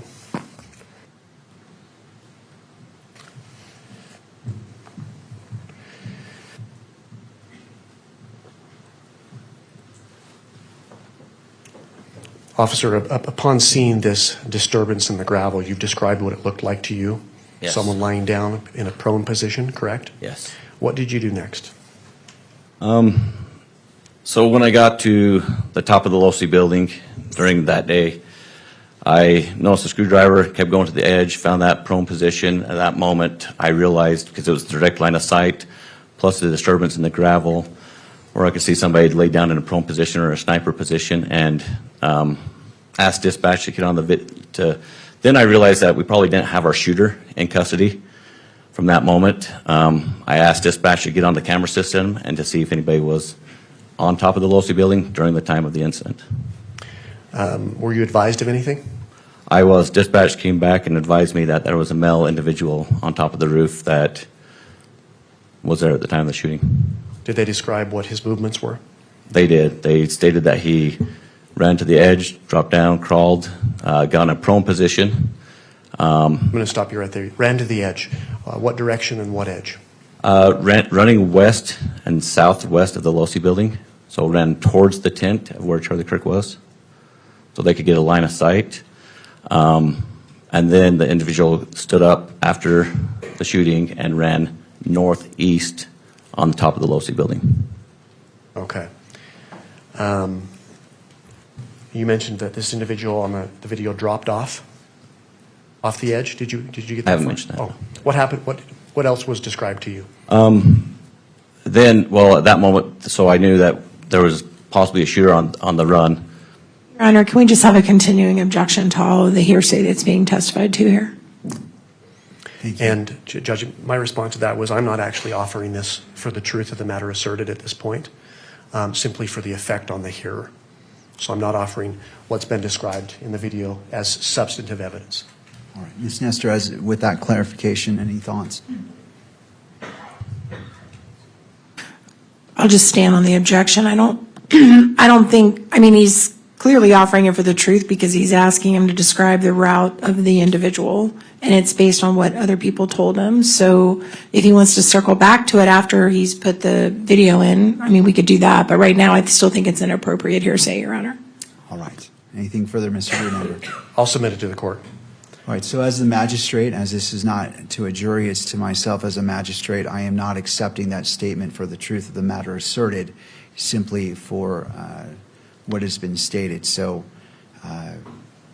I'm specifically making that finding as I'm receiving this evidence, and I'm not accepting it for the truth of the matter asserted, only as represented by Mr. Grunander. And with that, the objection is overruled. Mr. Grunander, you may proceed. Thank you, Judge. So you mentioned you were provided with information that an individual was running north on the LOSI rooftop, correct? Yes. What else was described to you? At that moment, I knew I had responding units coming into the scene. I advised other officers that I needed the LOSI building secured, searched, because I didn't know exactly what way, other than he ran north. That moment, I went down to the police department, which is just down the stairwell, and looked at the video myself. And Where is the police department located? It's in the Gunther Trade Building, just directly to the south of the LOSI building. Okay. So where I described those outside stairs, the building to the left of that or south would be the Gunther Trade Building. Okay. On what level is the police department? It's level 3. Level 3, okay. Upon arriving at the police department, what did you do next then? I then look at the footage to verify for myself exactly what expired on that moment, where I could see an individual run to the edge, get up, and then run off, and then drop off the northeast side of the building, of the LOSI building. Okay. Having viewed that, what did you do next? At that moment, I realized I had more crimes, a bigger crime scene that I needed to contain and preserve for evidence.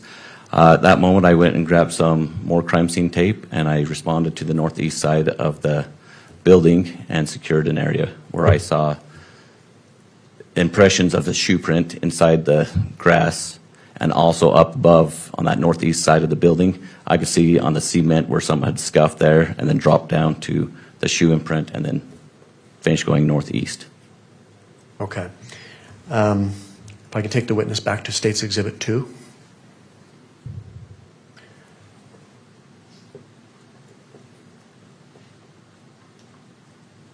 You mentioned seeing an individual drop down. Could you come down and point that area out to the court? Yes.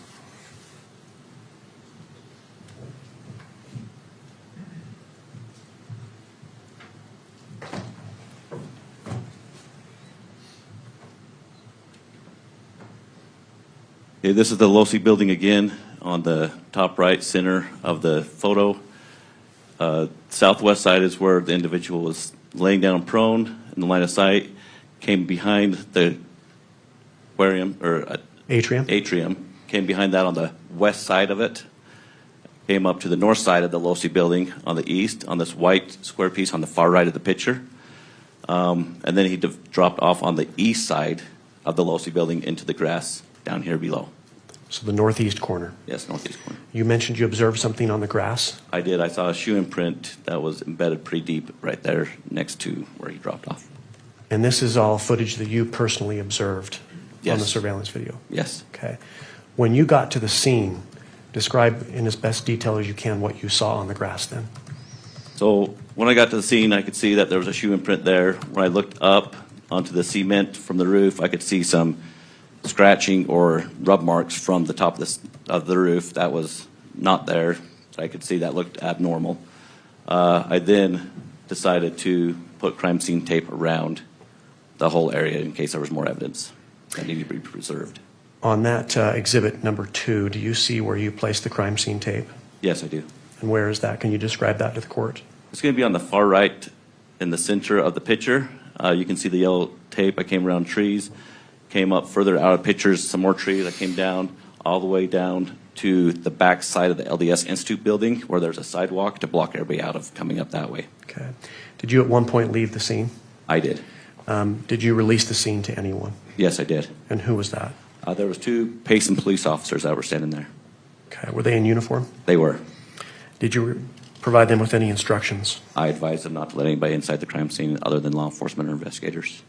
Okay. You can take your seat again, Officer Bagley.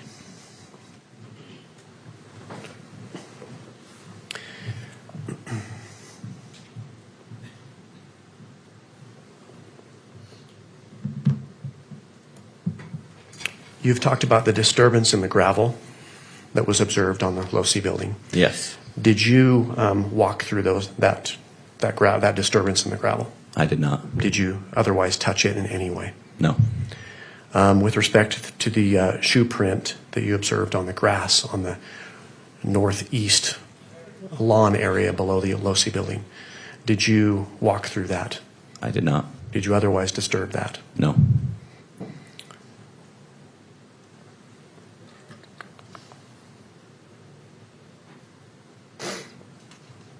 Officer Bagley, what did you do next? From that moment, I then released the scene. I went down to the Fugo building and knew that where the Incident Command Center was at, so I could relay information that I'd found to responding units and people in charge. If I can have just a moment, Judge. You may. State will pass the witness, Judge. All right. Ms. Nestor?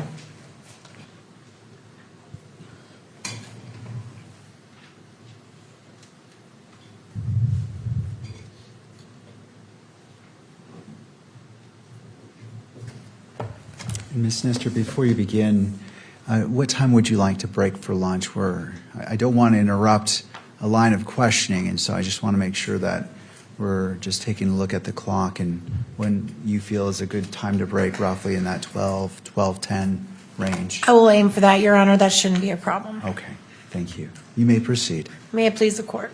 Yes. Good afternoon, or morning still. Morning. Officer Bagley, my name is Kathy Nestor. I'm one of the attorneys representing Mr. Robinson today, and I do have some questions for you. Okay. So you mentioned that you checked in around 11 a.m. on the day of the shooting. Is that right? Yes. Did you know in advance there was going to be this event on campus? I did. I signed up for an overtime shift, so yes. For You the special signed- event, I signed up for the overtime shift. Got it. And so did you attend any type of debrief or briefing or meeting to prepare for the security of this event? I did not, because that morning when I got there, we had individuals on top of the Hall of Flags. So when I walked in, I just checked on, was going to get my uniform on. The chief, Long, got a text or an email or phone call stating that there's people on top of the Hall of Flags throwing stuff down to the tent. Therefore, he sent the 2 officers that were on duty down to secure the area. I got dressed and then came back and then went to the Hall of Flags to secure that area. So you never attended any kind of, I'll just use the word debrief or meeting to talk about what the officers on scene were going to do that day to keep everybody safe? No, not that morning.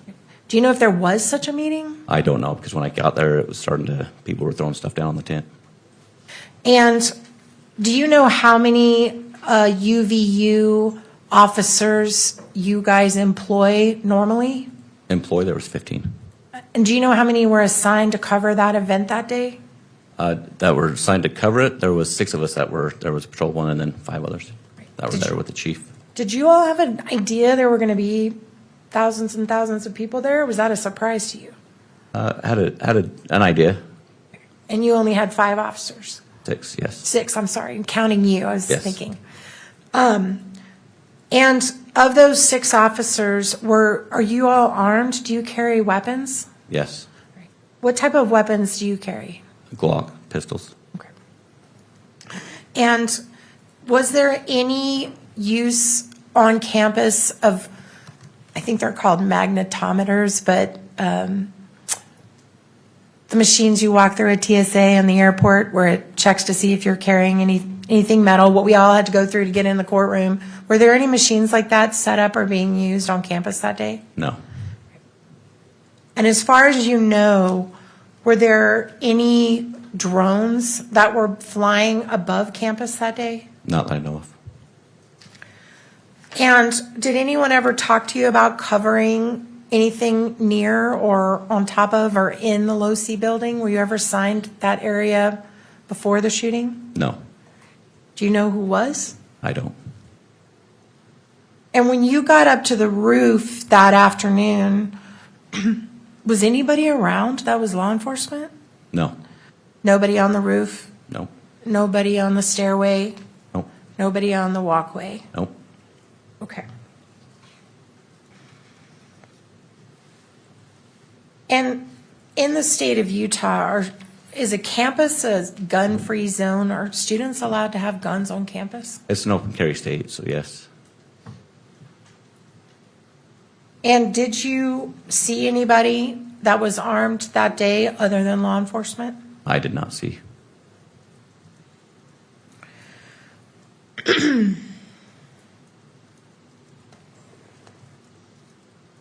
Were you aware of whether Mr. Kirk had his own security team present there with him? Yes. Did you communicate with any of those people? I saw one individual that was on top of the Hall of Flags right next to me, yes. Okay, and that was before the shooting? Yes, and then I saw several down in the crowds and down by him, yes. And were you aware of whether that person was armed either? I was aware he was armed. Okay. Was there any other law enforcement agency besides Mr. Kirk's private security team and your 6 officers, including you, that were covering that event that day? In other words, did you have any Provo police or Orem police or anyone that you knew of or federal agencies? I don't know. You never saw any that day? No, not until the response came in. And you did mention, I think I heard you just a few minutes ago testify, you turned over the scene on the roof to a woman who was a deputy sheriff, right? Yes. And that you turned over the scene where the individual dropped off to, I believe you said, was it Orem Police? Payson. Payson Police, thank you.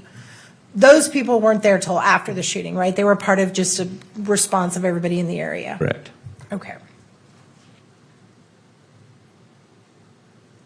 Did you receive any type of briefing materials, written materials prior to the event that talked about who would be covering what or anything like that? No, not that morning. Like I said, it started getting hectic, so we were trying to get down there, secure the area, and push people away from the top of the tent. Now, when this event was over, you prepared a report, is that right? I did. And in the report, it covers a lot of what you testified to with Mr. Grunander, doesn't it? Yes. And I think you said you attended, 600 hours of post-training? It's around 600 hours, yes. And I'm sure somewhere in that training, you were taught the importance of your police report Yes. and how it will be relied on years later to recreate events like it's being done right now. And so you know it's really important to be as accurate as possible in your report. Yep. Can we put up Bagley 1? Can we switch it over to the defense table, please? Thank you so much. And show it only to the witness. This is, it's his police report. It's mine. Do you want a copy?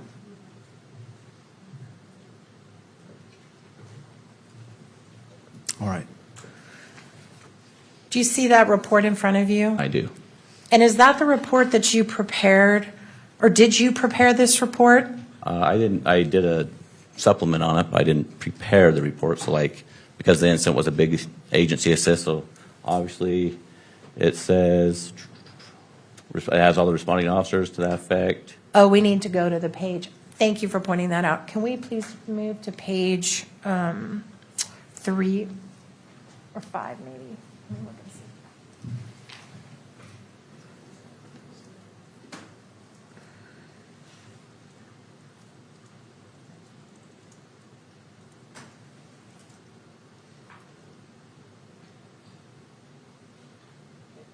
All right, now let me ask the question again. Sorry, we just had the cover sheet up. Is that your report? Yes, this is. All right, and did you prepare that? I did. When did you prepare this report? It looks like it was done the next day, either that day or the next day, because I wanted to make sure that I had it done where everything was fresh on my mind. And do you have a copy of it in front of you? I do, as a matter of fact. May I just step in and just make sure that it's the same one? May I approach, Your Honor? You may. Hope you're good.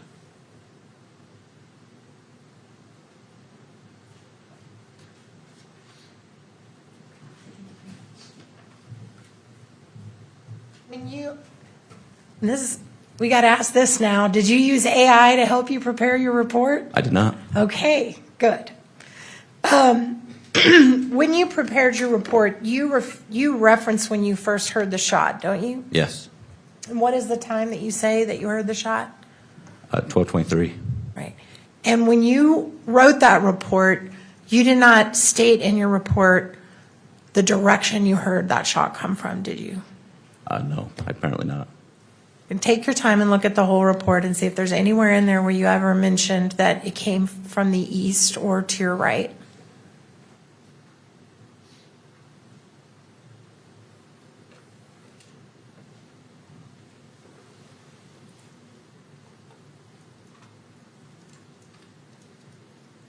I don't see a direction. Okay. And you also, I believe, in your report,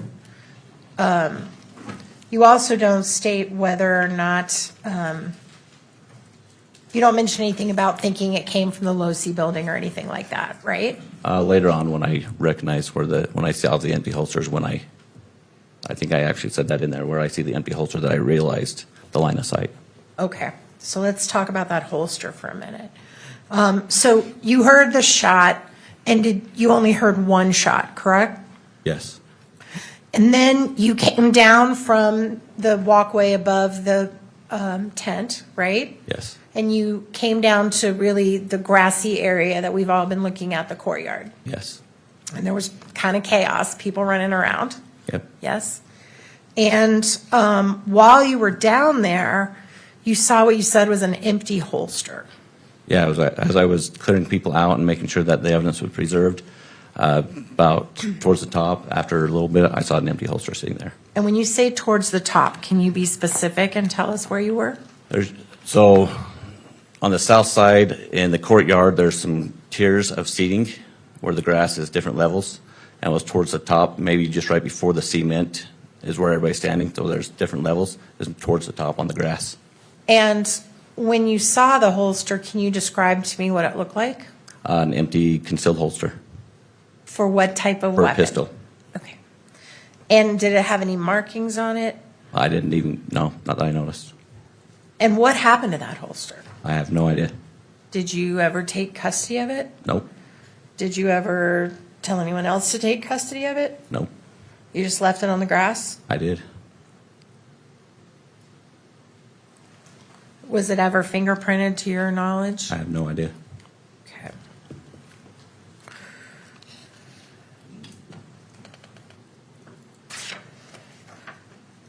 At some point, there were drones in the air. Is that right? Did you become aware of that? Yes, I was made aware of that. Right. Do you know who put the drones in the air? Sergeant Cam Nelson with the Provo Police Department. So it wasn't UVU. No. Did you guys even have drone capability? Did you have a drone on campus that you used? No. All right. So someone would have had to bring one after the shooting onto campus because you wouldn't have had one there. True.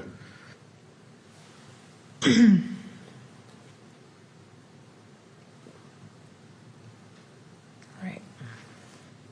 You mentioned that as you were coming down into the grassy area from the top above the tent, you come down the Hall of Flags, you come into the grassy area. You mentioned that you heard, I guess on your radio, that they had a suspect in custody. Yes. And so how long do you think between the shot being fired did you hear that? I was in, like I said, trying to get down the stairs, jumping over people, trying not to step on people as people were fighting up within 30 seconds maybe. Right. So they pretty much instantly had someone in custody. Yes, and that's why I was quite surprised. Were you aware of where the person was taken into custody? Right down by where Charlie Kirk was sitting by his tent, somewhere down there. So in the courtyard area, the person would have been in the courtyard area at the time of the shooting. Yes. Was that person in or near or around the holster in any way? No. You don't know? No, what he wasn't. Where the holster was up on the top level up there, and it was where when the incident happened, when Charlie got shot. Within seconds, the other officer that was down by him said that he was in custody with a prisoner of the shooter. So they had been within right there. You didn't, at that time, it was your understanding the person they took into custody was close by Mr. Kirk, is that right? Yep. But it didn't occur to you that, well, that's not where I heard the shot come from. They must have the wrong person. I should talk to somebody. During the chaos moment, no. They said they had a person in custody. I figured those guys saw something I didn't see. They took the person in custody, and I thought that was him. Okay.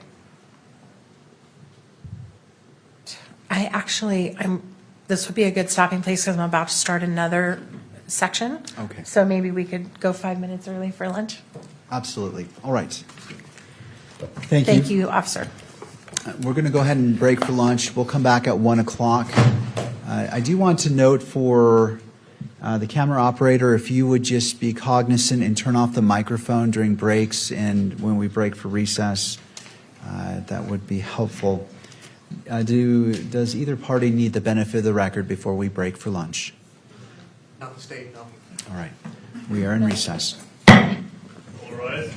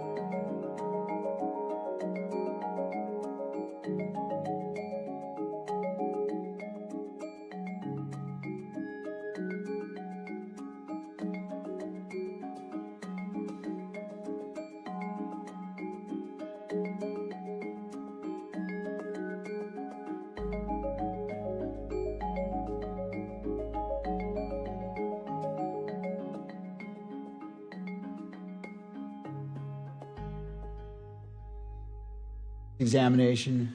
Ms. Nestor, are you ready to proceed? Yes, may it please the court. All right, you may.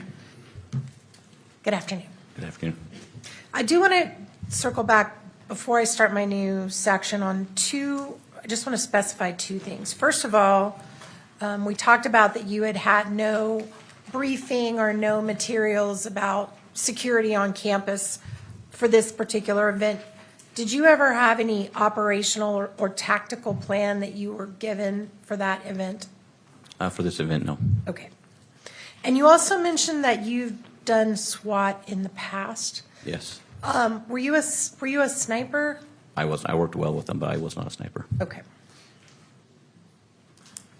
So when you, okay, just strike that.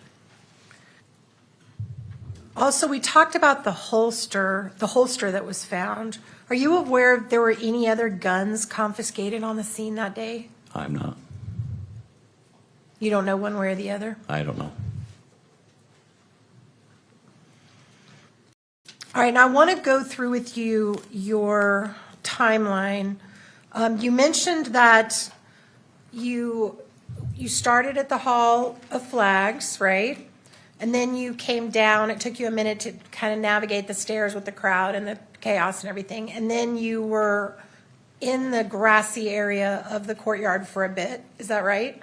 Yeah, so about 30 seconds to get down the stairs, and then I went right down to where the tent was. And that's where you found the holster. No, the holster was up higher. So I went down by the tent, so it's lower level. So as I came down towards where Charlie Kirk was shot, I went down towards the tent to assess to see what was going on down there, because I didn't know exactly what. I heard the gunshot, didn't know exactly what was going on. I'm sorry, I missed that you went down to the tent. So let me ask you about that. So what did you do when you got down to the tent? When I got down to the tent, Charlie was gone. They put him in an SUV and left.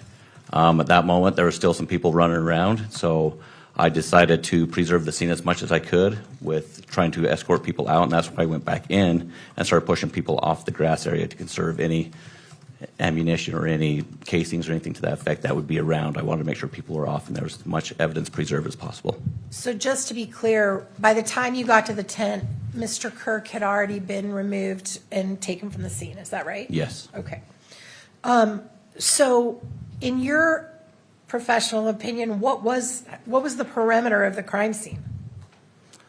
What do you mean by the perimeter? The perimeter, like how far did this crime scene stretch? Like where did you want people to move off of? Oh, well, at first I wanted them all off the grass because, like I said, I thought we had a suspect in custody, so to me it would be a close encounter, so I was trying to push everybody off the grass in case there were shell casings or to that effect that got on the grass.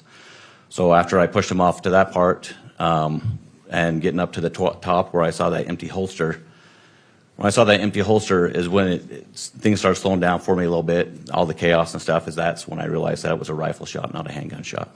Okay. And that's when you saw the Low-C building and it occurred to you should go check it out. Yes, it was right in my line of sight.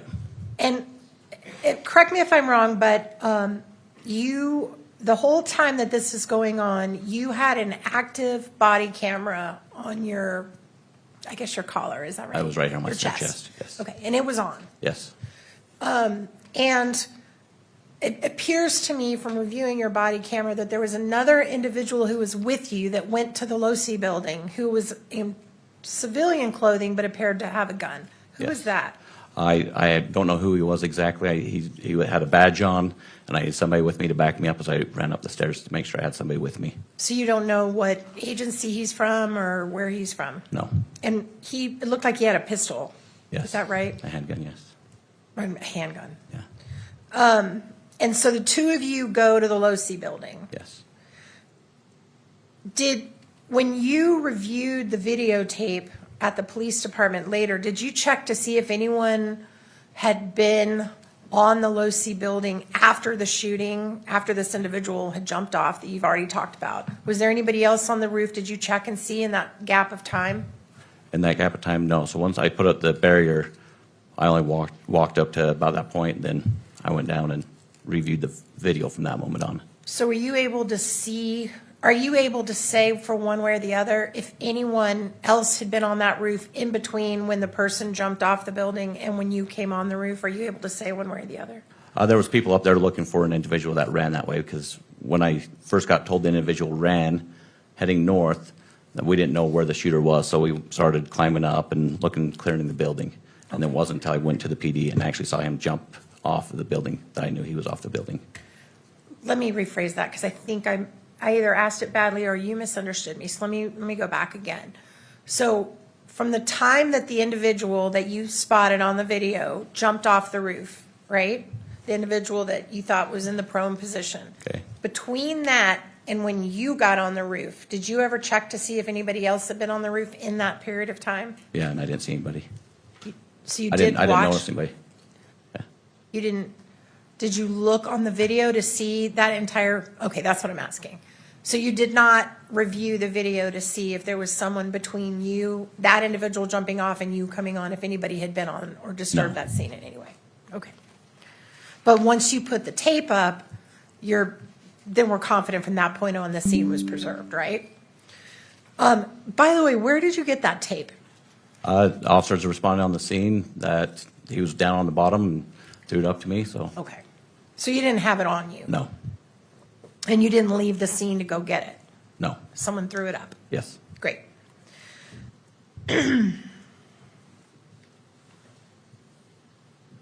All right. While you were on the roof, did you encounter any spent casings? As a matter of fact, no, that's why when I saw the prone position where a person would be laying down as a sniper, being around guns and snipers all the time, I was looking for a spent shell casing. I couldn't see one. I was looking over the edge, looking all over the place, making sure the gravel wasn't disturbed, and I couldn't find a shell casing at that moment. And that would be, the reason you would be looking for that was because some types of guns, when they shoot, eject a casing automatically, right? Some Yes. do, some don't. Yes. All right. And then you also didn't find any unshot bullets? No. Okay. Are you aware of there being a bullet found on another roof? I'm not aware. Vicinity? Were you aware of another bullet being found on the scene, not on the roof of the Losi building? No. All right, your body cam footage that I reviewed appears to end while you're still on the roof. Do you know why that is? I think the battery went dead. It was just right at that moment. Okay. And do you know, did you ever turn it back on that day or go get it, I don't know, what do you have to do, charge it or stick a new battery in it? I don't even know. Usually dock it, but no, I didn't go back. It was too chaotic running around. So that 27-minute and 35-second body cam that starts when you're at the Hall of Flags and ends while you're still on the roof, but haven't put the crime tape up yet, that's the only body cam you have that day? Yes. All right. You mentioned when you went to the police department, you watched the video where you saw an individual up on the roof, Yes. right? And that individual was in the vicinity where you saw the disturbance in the gravel. Yes. And when you looked at that video, were you able to identify the individual's face? I know. Were you able to identify any markings on their clothing? I know. Were you able to identify their height? No. When we looked at the picture of the, I think you called it the sniper perch, somebody use your words, it looked like there was a measuring tape laid out next to it. Were you present when they measured like the distance, like how tall that person would have been? I was not. So you don't know what that is? I don't. Were you able to tell the person's weight from the video that you saw? I can tell he wasn't heavy set. So Okay. More of a skinnier person. Could you identify what shoes they were wearing? I could not. Could you identify anything about a hat or what was on their head? Not at the moment, no, I couldn't. Okay. And did you see a gun in the video? I saw a long black object in the left hand as he was running across the roof. And in fact, did you describe that in your report as a bag? I don't know. I have no idea. I don't know why. All right, let's pull that report back up, please.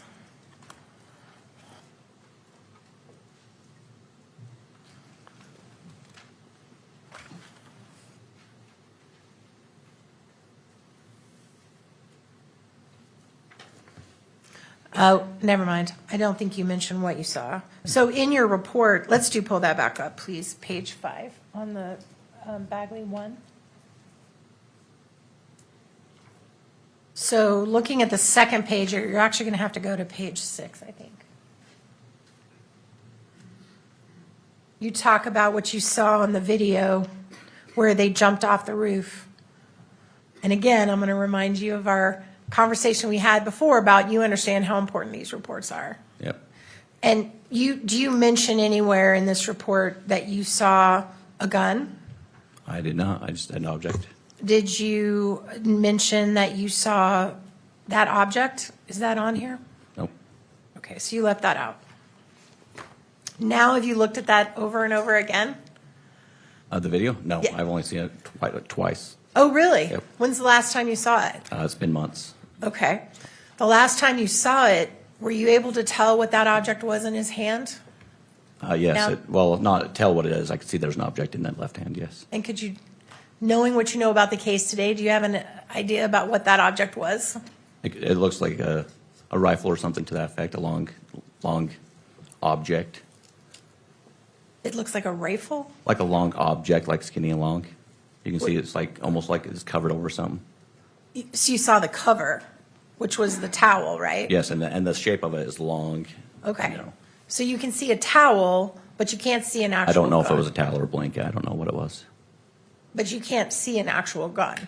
No, the video. like an object, like a form of a gun, like a long object. Okay. All right.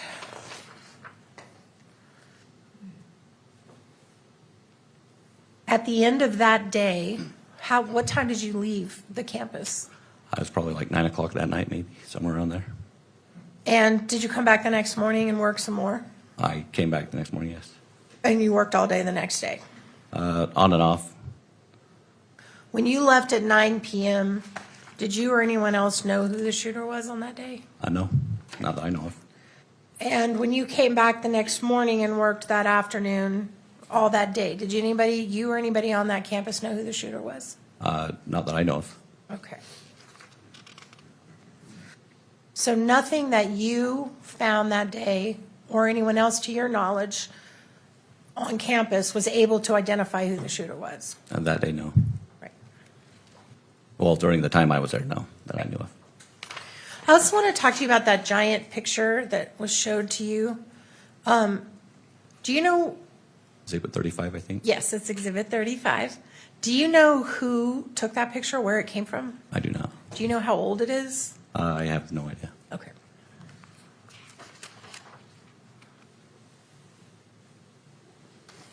And the pictures you were shown, Exhibits 1, 2, and 3, that you got up and kind of talked about and showed all the buildings and everything. Do you have any knowledge about where those pictures came from? Or I who guess took they were them? drone footage, just taken from a drone. Do you know who was operating the drone? Sergeant Ken Nielsen from Provo Police Department. Provo Police Department. Had you seen those pictures before today? Before today, yes. When did you see them? A couple weeks ago. And that was just in preparation for testifying? Yes. Prior to that, had you ever seen those pictures?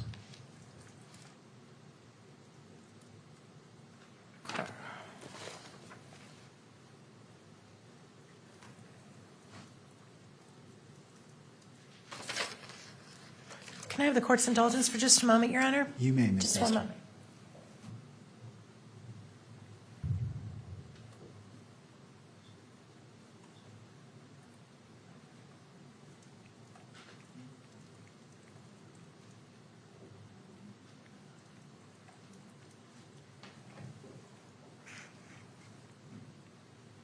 One last thing I want to clarify.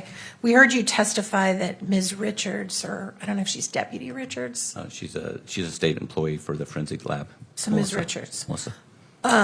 She is the one who took those nighttime pictures of this stuff on the roof. Yes. And you testified that she told you that that was what they looked like that day. Yes. When did you meet with her? I talked to her on the phone. It was several weeks ago in preparation for the trial. So prior to a couple weeks ago, you'd never discussed those pictures with Yeah, her? because I'd never seen them. Oh, so a couple weeks ago is the first time you saw them? Yeah. Right. And did you write any kind of supplement to your report to add on to your report, other than what we've gone through today, that one report you wrote. Have you ever written another one? I have not. That's all I have. Thank you, Your Honor. I tender the witness. Thank you, Ms. Nestor. Mr. Grunander, redirect. Just one question, I believe, Judge. All right.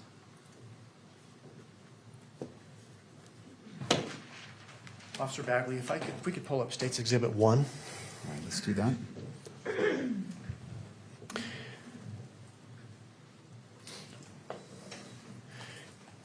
You've talked about this handgun holster that you observed Yes. on the grass in the courtyard. Yes. I'm going to ask you if you would approach the monitor when it comes up and point out as best you can where you observed that holster, okay?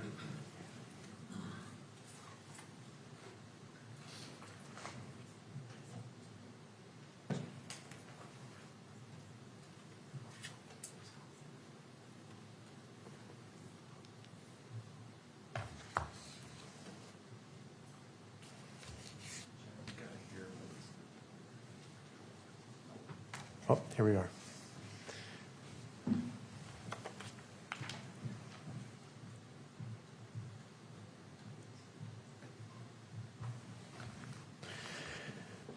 So again, the question is where was that holster lying when you observed it? So again, this is the picture of the courtyard area facing north. On the south end down here, you got different tiers of grass. On this top tier back here in this area, which is more the center bottom left of the photo. So it's going to be the waterfalls on the left side, so more towards the top of it. On the south side by the Fugal building, that top tier of grass is about where it was at. In the middle area of that? Yes. By the Fugal building. Okay. And that's where I could see straight up where the line of sight was. Okay. Thank you. Nothing further, Judge. All right. May this witness be excused. Yes, Your Honor. Yes. Thank you. Thank you, officer.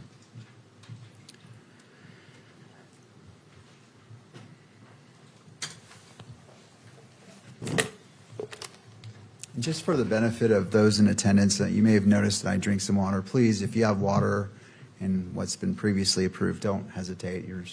You can drink, just don't spill it. And let's go to the state. Ready to proceed with your next witness? Thank you, Judge. The state calls David Hull. All right. Would you like to come forward and be sworn in? You do solemnly swear that the testimony you shall give in the case now pending before the court will be the truth, the whole truth, and nothing but the truth, so help you God. All right. If you'd like to be seated right here at the witness seat, and once you're situated, there's a bottle of water to your left. And if you wouldn't mind, after you're seated, bringing that microphone closer to you so it picks up your voice. All right. Counsel? Thank you, Judge. You're ready. Good afternoon. Afternoon. Would you please state your full name and spell your last? David Hull, Hull. And are you employed? I am, yes. Who are you employed by? I'm employed by the Department of Public Safety. And how long have you worked for the Department of Public Safety? I'm in my 12th year. Are you a peace officer? I am, yes. Are you post-certified? I am, yes. When did you receive your certification? 2015. And since that time, has your certification remained intact? In other words, has it lapsed or been taken away or anything like that? No, it's been continuous. I think you said you're in your 12th year. Did you already say that? Your 12th year with the DPS. Have you worked for any other law enforcement agency besides the DPS? No, just the state of Utah. What is your current assignment with the Department of Public Safety? Currently positioned as an investigative sergeant at Peace Officer Standards and Training. Was that your assignment in September of 2025? No, it was not. What was your assignment then? I was under the State Bureau of Investigations, Major Crimes Division as an investigator. Okay. Is SBI an acronym that's commonly used to describe the State Bureau of Investigation? It is, yes. I can refer to it as the SBI, and we're all on the same page, right? Yep. Okay. How long were you with the SBI?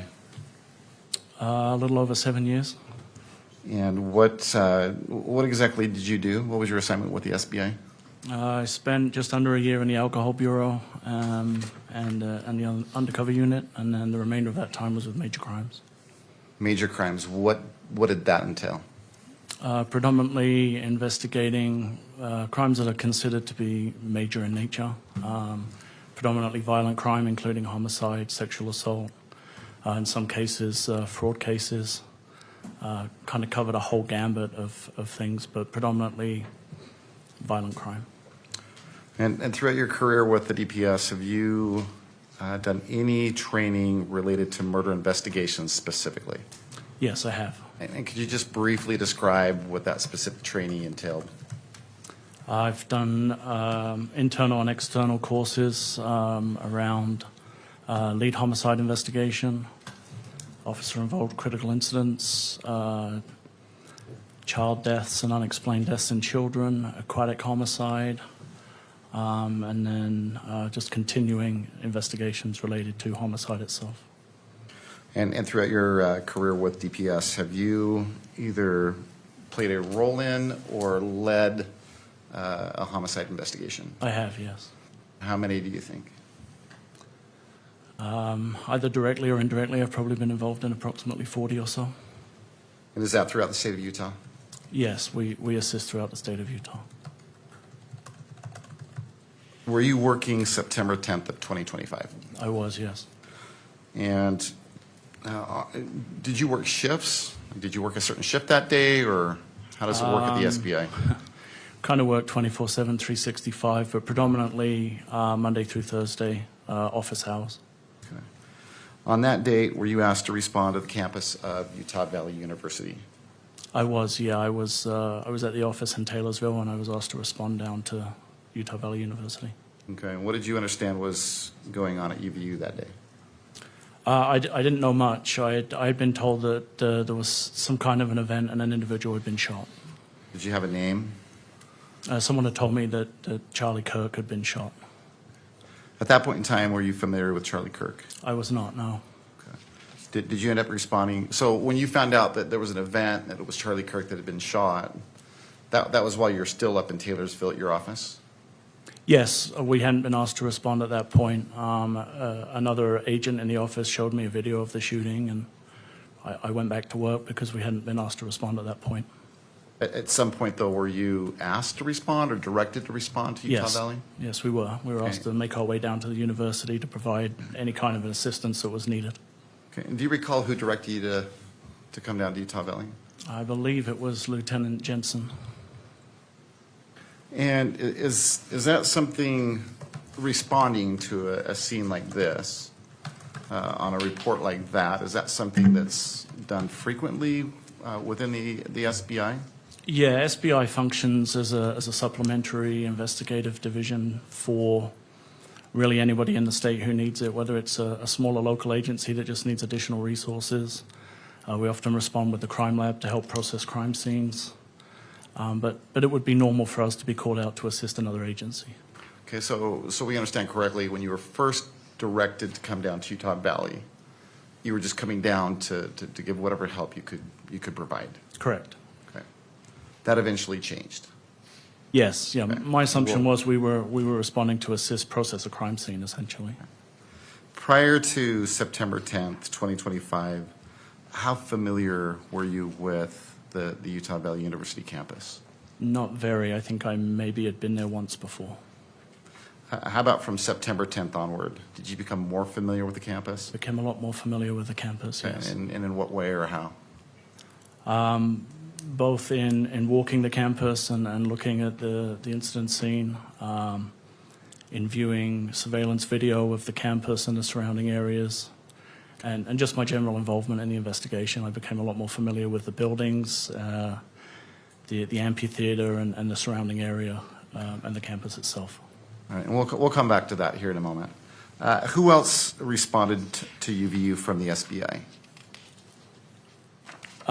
Originally, I thought it was just myself and a couple of others. I remember Sergeant Falmina, Sergeant Bricker, Sergeant L. Schultz, Sergeant Clark, Agent Brian Davis, and a number of other agents were arriving or were on scene when I arrived there.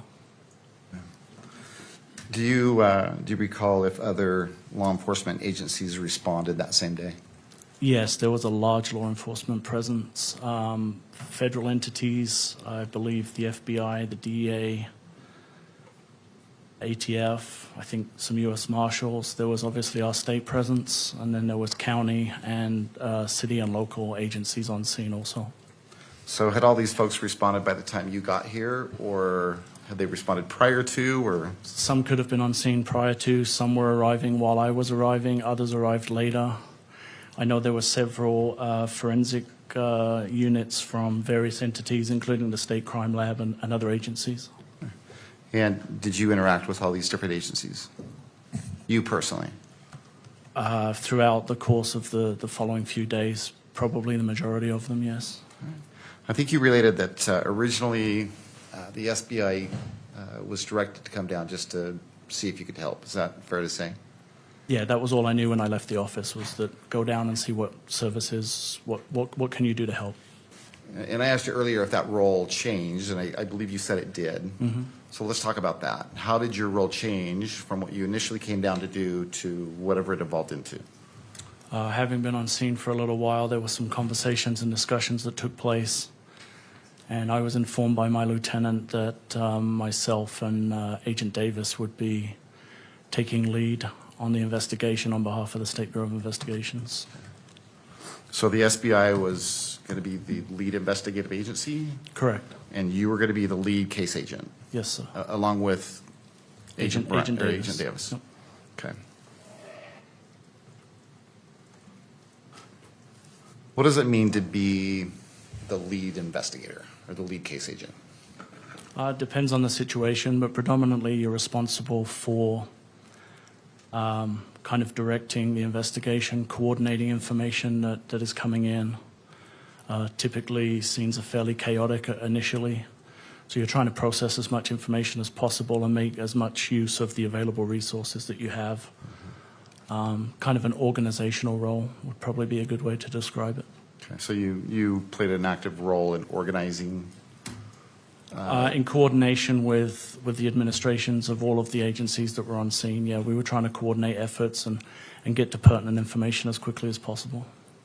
Do you recall whether assignments were made, at least with the SBI agents that responded with you? Yeah, we have a core group within major crimes that were assigned specific tasks. Okay. And do they include the agents that you mentioned just a minute ago? Yes, I believe so. So each one of those agents with the SBI were given a specific assignment? Yes, with the information we had, the agents were assigned to do specific things. And do you remember specifically what assignments were given to whom? Yes, Sergeant Falmina was asked to coordinate with the State Crime Lab and the responding crime scene techs to manage and process any identified crime scenes. Sergeant Mark Bricker was put in touch with UVU's surveillance and operations team to start working through any available footage or information that we had that had been recorded.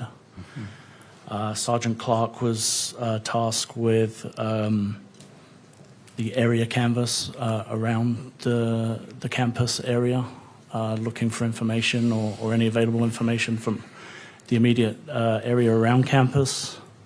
Sergeant L. Schultz was working with the SIAC and other administration to try and manage the flow of information that had started to occur. Okay. You said that initially when you showed up, things were a bit chaotic. Yes. Did that have something to do with all the different agencies that had responded? Yes, and I think initially there was still some uncertainty as to whether we were working with an active shooter or an active crime scene. The campus is spread over a large area, and so getting that deemed to be safe is quite a process and involved a lot of people. Gotcha. Do you know if the campus was deemed safe eventually? Eventually, my understanding is the campus was locked down and secured, and we were able to start getting people in to start processing crime scenes and doing additional things. Okay.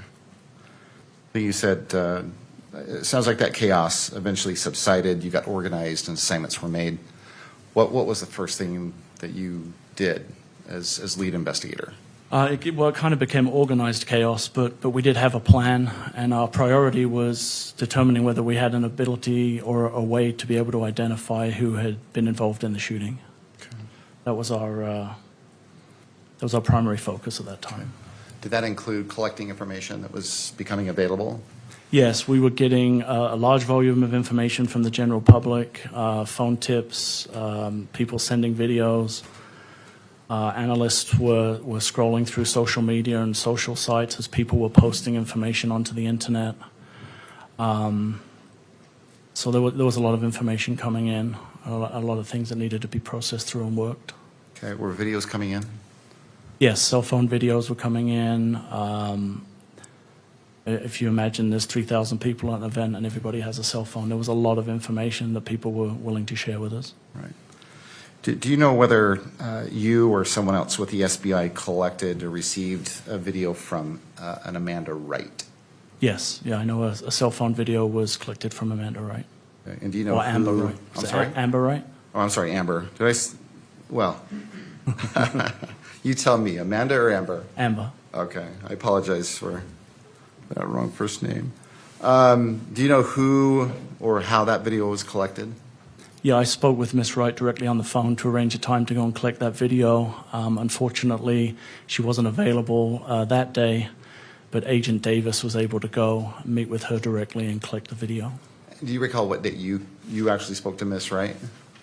If I can refresh my recollection, Well, I specifically... Sure, let me ask you this before you do that. Yes, sir. So you have in front of you what, your police report? I have some notes and a timeline from my Okay. investigation that was part of discovery. And referencing that timeline or those notes, will they help you recall the date that you called Miss Wright? They will, yes. Okay. Why don't you go ahead and refer to that? Don't read from it out loud. Just take a minute. Let me know when you've come across that information and once you've refreshed your memory. Your Honor, when he's done, may I take a look at the materials as well, please? You may. Ms. Wright was contacted on April 7th. Okay. Did you want? All right. Go ahead. Ms. Nestor, if you'd like to come forward, May you I may. approach, Your Honor?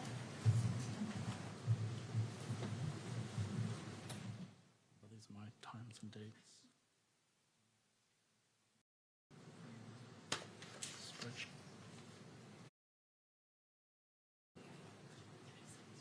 Yep.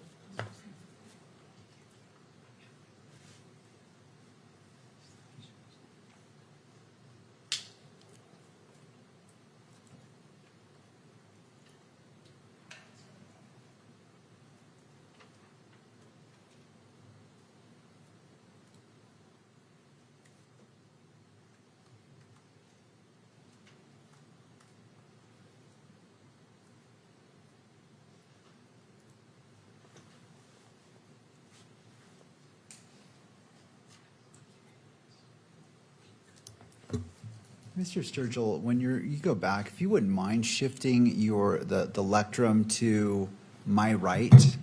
You're right.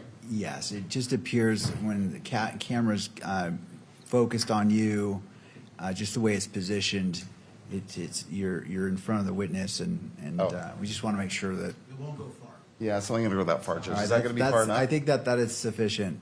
So, all right, thank you. I appreciate your help I with that. did just check from the. Are we still connected? We'll see. Okay. All right, let's make sure that Mr. Sturgill is picked up. Okay. All right, you may proceed. Thank you. And if I could make So- if I could make a correction to that, I think. Well, let me ask you this first. So he needs to ask you a question. Okay. So, Mr. Sturgill. So you've had a moment to look at your Yes, notes? sir.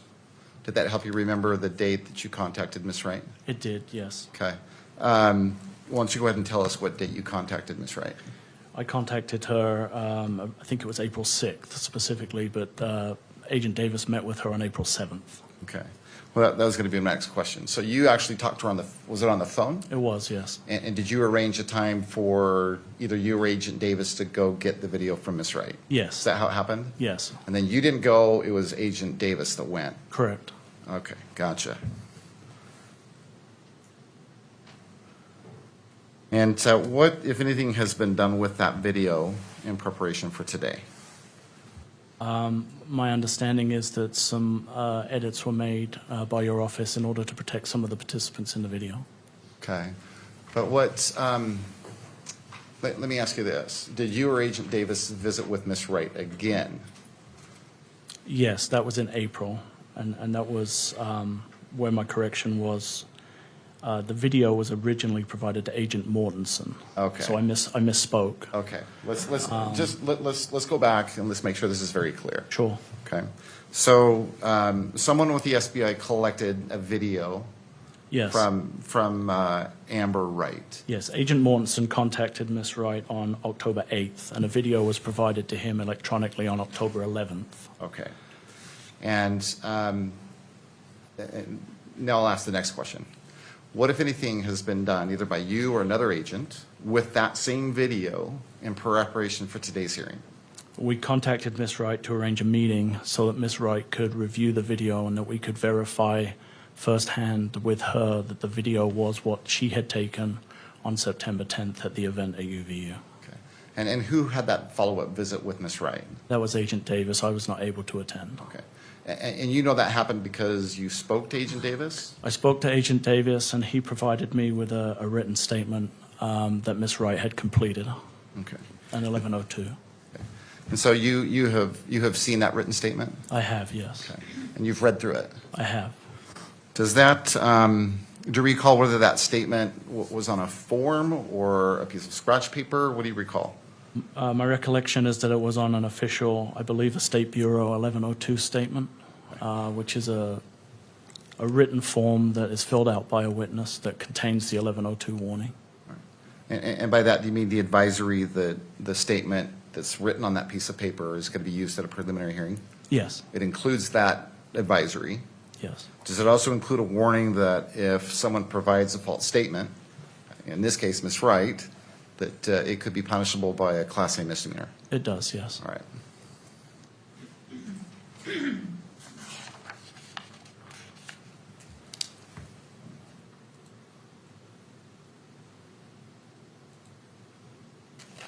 And what do you recall is the essence of that written statement from Ms. Wright? I mean, what does it basically say? Object, Your Honor. At this point, we want to assert our standing objection to the constitutionality of allowing in Ms. Wright's statement when she is not here present in court to be cross-examined. We did include those constitutional arguments in our standing objection.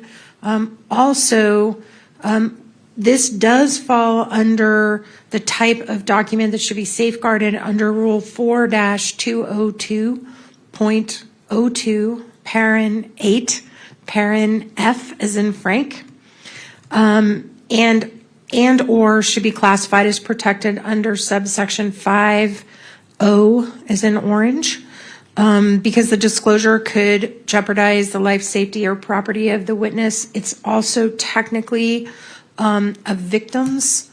I mean, if she's present under the current theory and the information, she's technically could be classified as a victim of the event. So it also should be protected under that. So we would object to it being read in public. It would not be admissible at trial in the current format that it is due to its hearsay nature. We do think it would negatively impact our client's right to a fair trial. And furthermore, I believe the witness herself has requested that, particularly because the video contains images of minor children, which I know the state has made an effort to redact, but nevertheless, the reference to the minors, I think, would still fall under the protection. And so for all those reasons, we would object to that coming out in public and being discussed in the public forum and being published in any way. And we object to it coming in. All right. And so if you wouldn't mind just restating the rule that you're relying upon so I can fully look at your objection. It's the UCJA, the Utah, Code of Judicial Administration. I just blanked. The Utah Code of Judicial Administration for Rule 4-202.02, parenthetical 8, parenthetical F as in Frank, and/or parenthetical 5 and parenthetical capital O. All right, thank you. I'm just Yes, sir. getting there. I want to review this before I hear from Mr. Sturgill.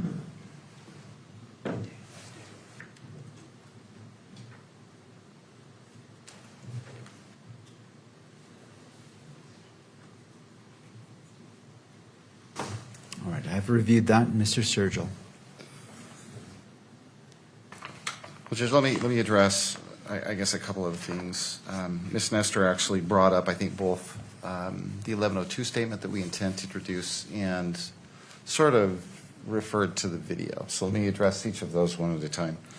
With regards to the 1102 statement that was prepared by Ms. Wright, Judge, it was gathered in compliance with the Utah Rules of Evidence